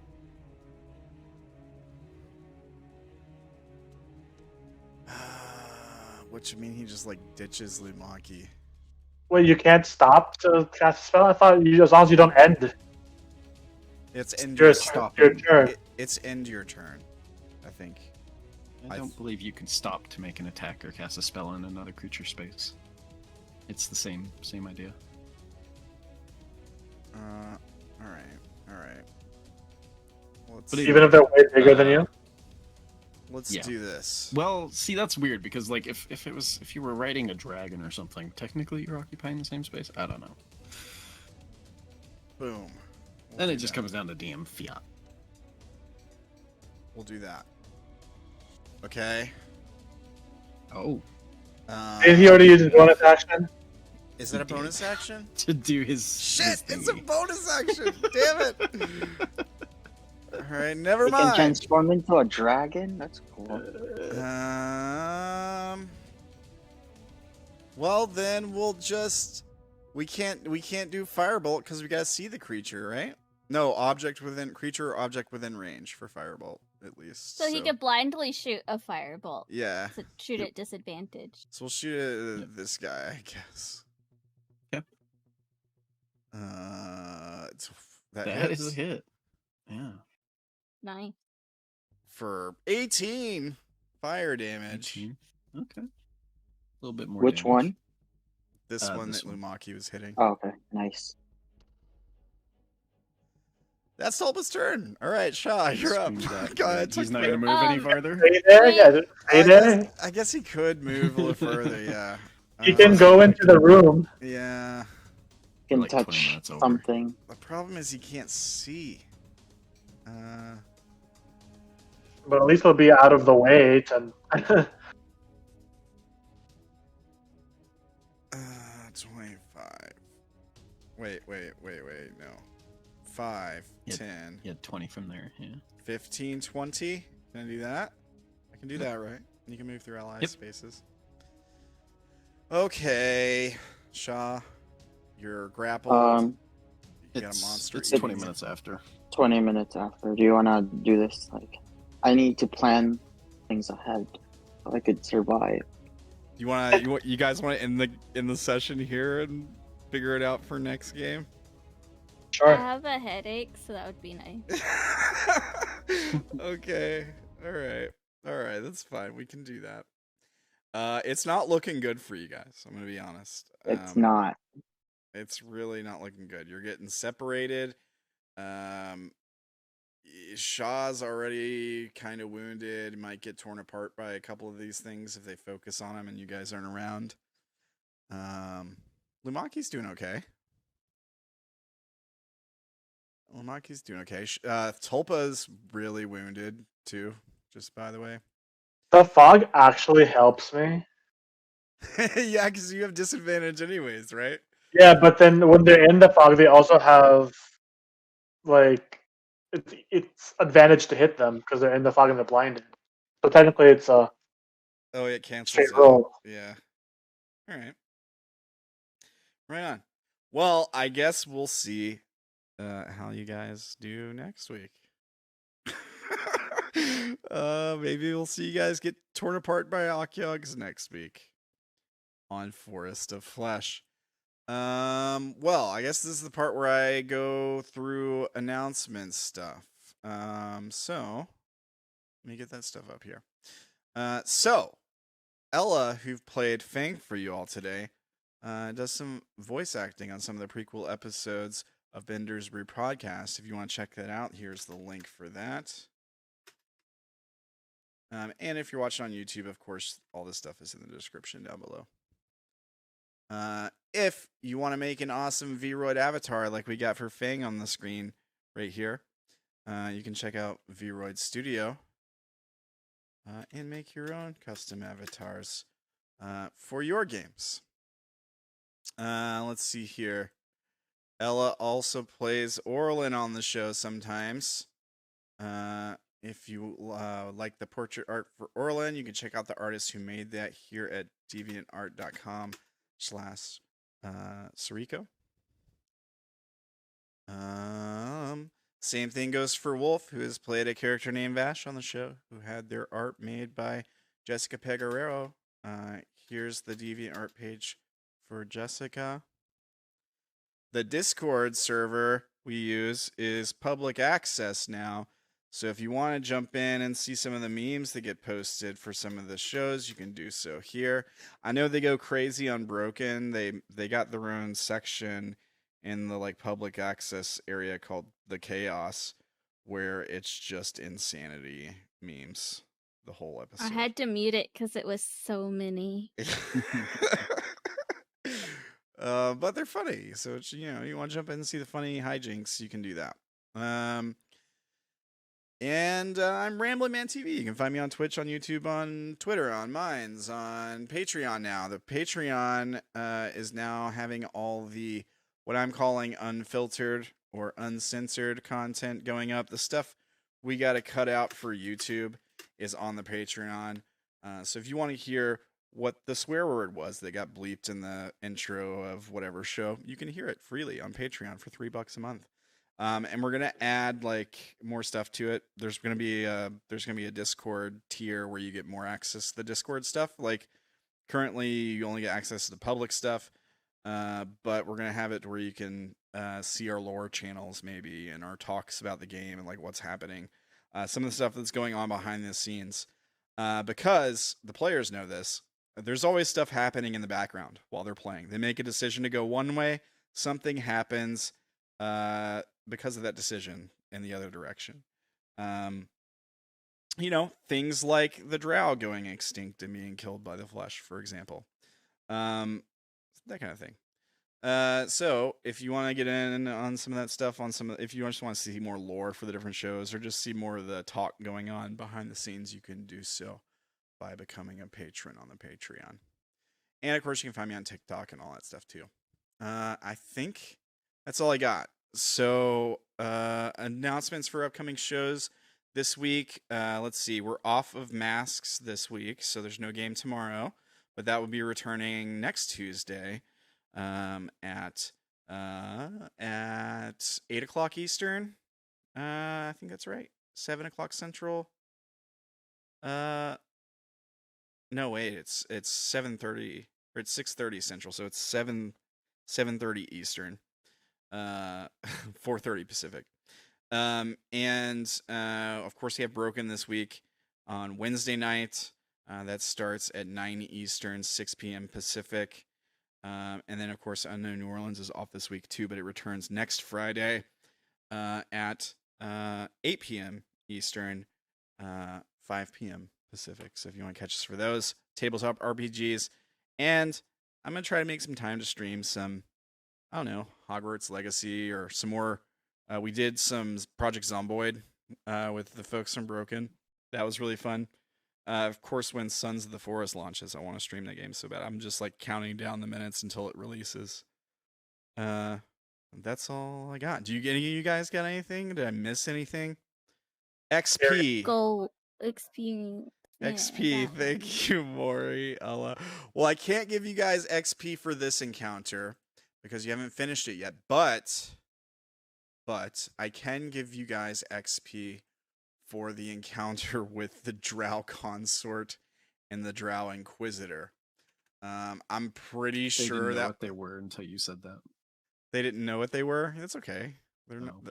Wow. They're I'm not. glad we did run. You know what you do know That what sounds... those. Do you know what those things No, but are? it Why are sounds they- bad. Oh, okay. They're only CR 18 and 14. Yeah. So the male drow CR 18. And the Drow Inquisitor, which was the female, is a CR 14 creature. So yeah, probably a good thing you didn't face those two. Even a challenge. But I'm gonna look. I'm pretty sure it's deadly, like beyond deadly. But I'm just gonna make sure. The other thing that you guys could have run into today. Should I tell them this, Wolf? I feel like they're probably not gonna run into it now. It's up to you. I don't know what you have planned. Yeah. Do you guys remember when you were in Uberma's realm and everything went to crap and there was the after he got killed and it was like flickering in and out of existence and you could see the giant squid landing on the outside of the building and like eating people and stuff? Those things are called nautiloids. Mind flayers use them, but they're from a different plane. They're from the plane of water. Anyways, there's some of those flying around in the city. I think we've described that already. You could have had an encounter with one of those today. Thankfully, none of them spotted you. They didn't roll good enough on their perception to spot you all. That was the first roll. Yeah, that was the one that failed. However, the patrol succeeded. So yeah. I mean, you could have fought an Lloyd today, but you didn't have to. Maybe next time. We'll see. We'll see how I feel about it. But that combat encounter with the Consort and Inquisitor was beyond deadly. 47,000 adjusted XP for that encounter. Deadly budget is 22,800, so I think that definitely qualifies. It's like over twice the amount. So I'll give you guys 3 XP for that encounter. Let's see here. You guys all did good with your shopping and RP today. So I'll give you guys 1 XP for shopping because it's shopping. It's easy to do. You guys had all the money in the world, so you only get 1 XP for the shopping. But I'll give you 3 XP for RP, and all that good stuff today because you guys always do awesome with that. I think that is it. Unless there was anything that was like extra crazy, like super good smart thinking that happened today. I give Tulpa an extra XP for turning into goo and going into the storm drain when he was running from the Consort and Inquisitor. Lumaki was creative and used the enlarged reduce spell on the That's manhole. true. That's true. That was a good idea. Yeah. Take 2 XP for that. That was a good idea. I know we talked about this, but did you want to open up XP to the viewers? Oh, Like- have the viewers recommendation. give like recommendations for stuff that you should be awarded XP. Absolutely, that's a good idea. So I don't know. I know Maury's here, but I don't know if we got anybody else in the chat. But if you guys got recommendations for like something they should get XP for that happened today, you guys can do that too. Tulpa used guerrilla warfare. He did use guerrilla warfare. But unfortunately, Tulpa doesn't actually get XP. He will level with these guys, assuming that they level, but he's probably gonna be dead before they level. Let's be honest. We just leveled recently, Yeah. and he's been with us. Yeah. He doesn't have long left, so you'll probably be done with this arc by the time you level again. Just assuming. I mean, we're maybe like next session goes good, we might start the climax for the arc next session. If we get through this, that's assuming you guys survive this encounter, right?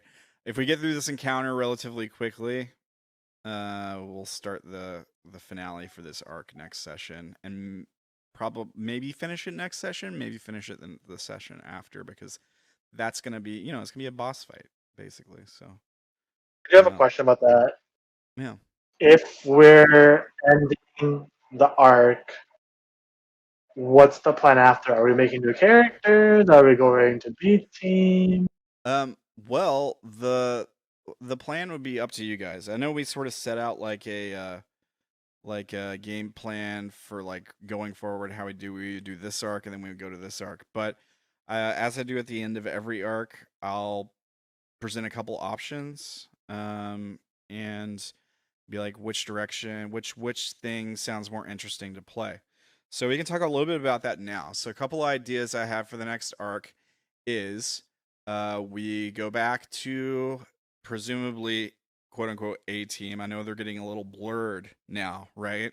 Because some of the folks that like in this arc are new. Some are from other teams. One is from another team.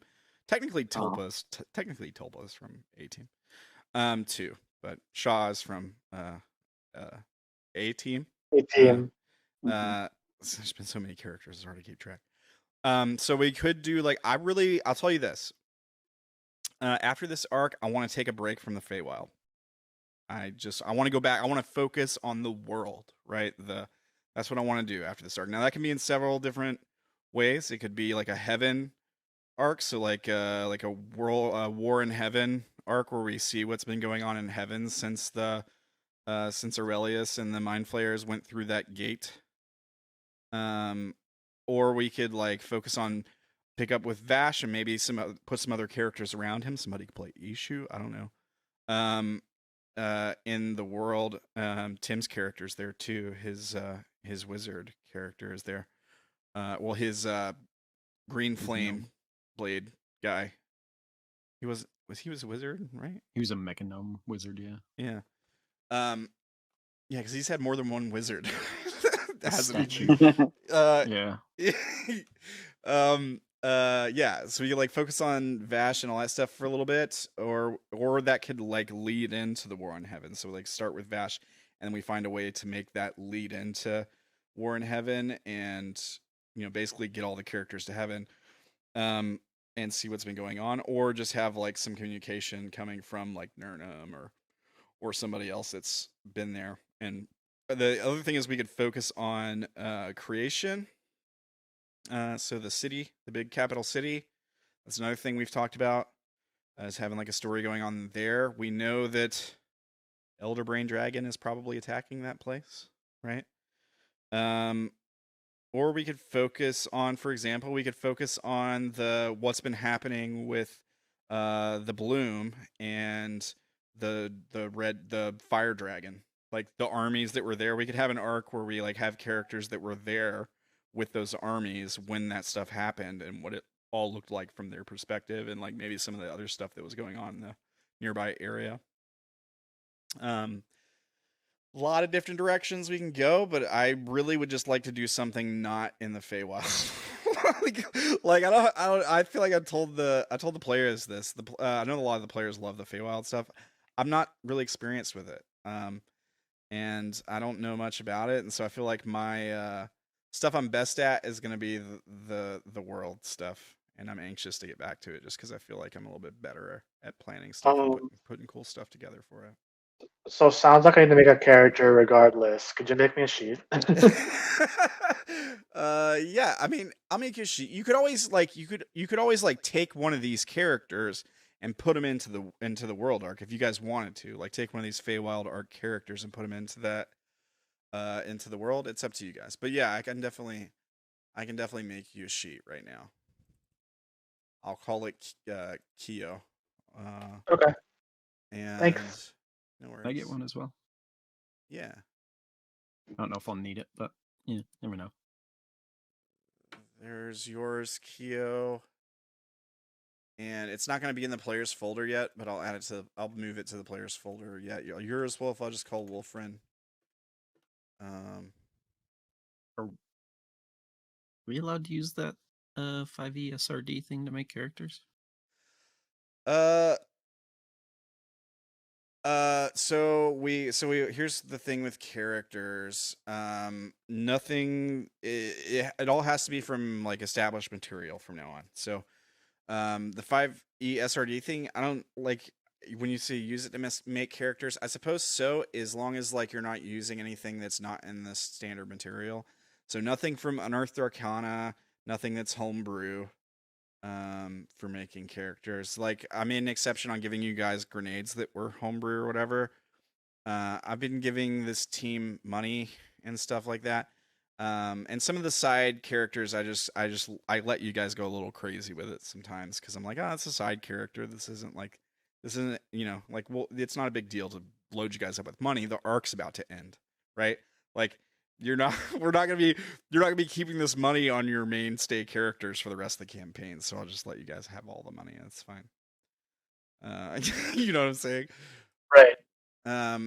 So I'll say for like the new characters, just try to keep the stuff that's in the standard materials. Nothing from Unearthed Arcana, nothing that's gonna be broken, basically. Okay. Does that sound okay to everybody? Yeah. Does Critical Role content apply or no? Critical Role. I don't keep up with Critical Role anymore. I haven't watched it since like partway through the second campaign. Didn't they release a book that is with official D&D? Some of their the books are Build 'em official. Out book or whatever. Wow, So yeah. Like for example, the Echo Knight was used before.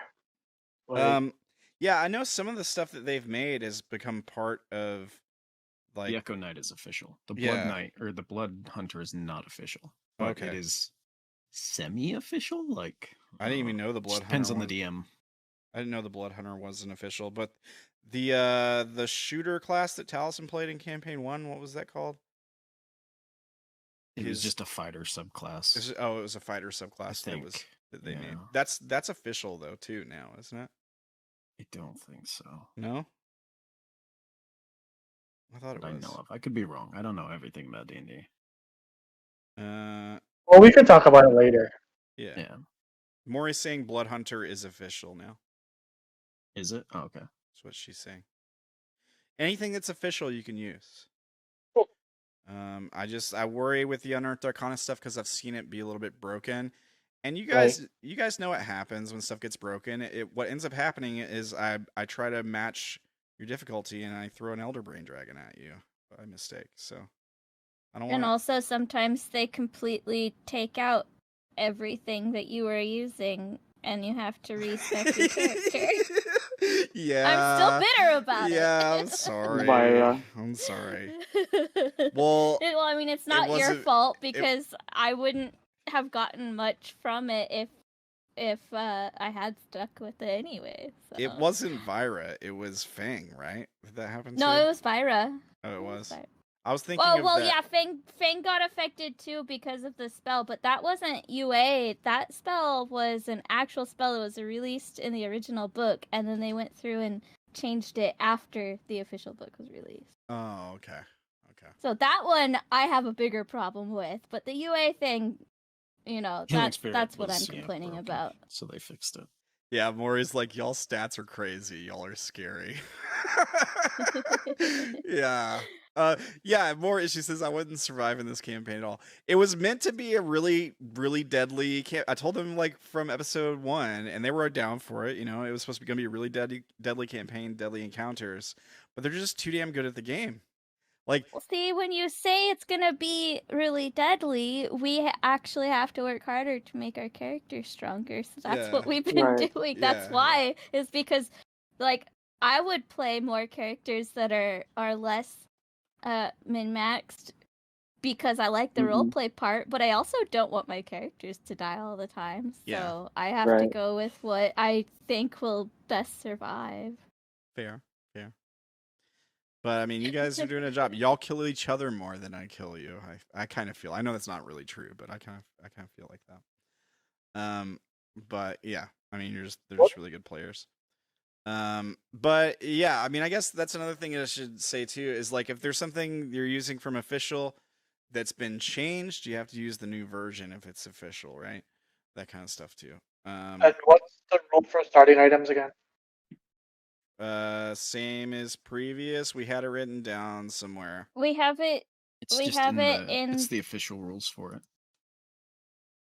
In table talking, but that was for previous levels, so it changes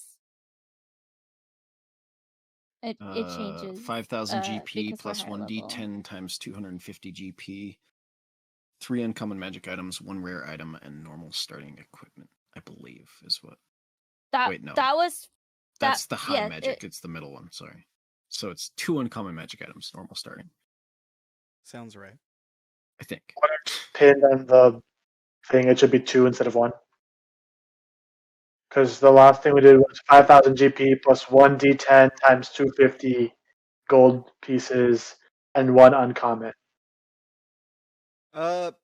Yeah, you know what That was when we made these new characters, and we've leveled up a few times since I didn't know then, you were so doing it should low magic. have changed by then. You know what? I'll let you guys start with 2 uncommons on the new characters. I feel like that's a good compromise. Right? Yeah. I'll let you guys do that.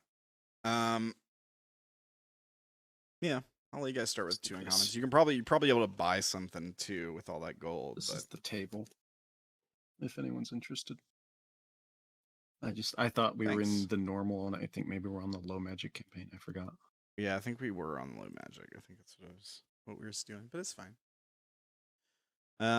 Cool. All right. Well, I guess everybody have a fantastic week. I hope your headache goes away.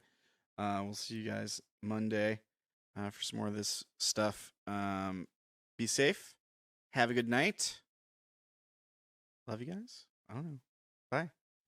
Good night. Peace. Have a good week and feel better. Bye, guys. Yeah, thank you. Bye. Bye.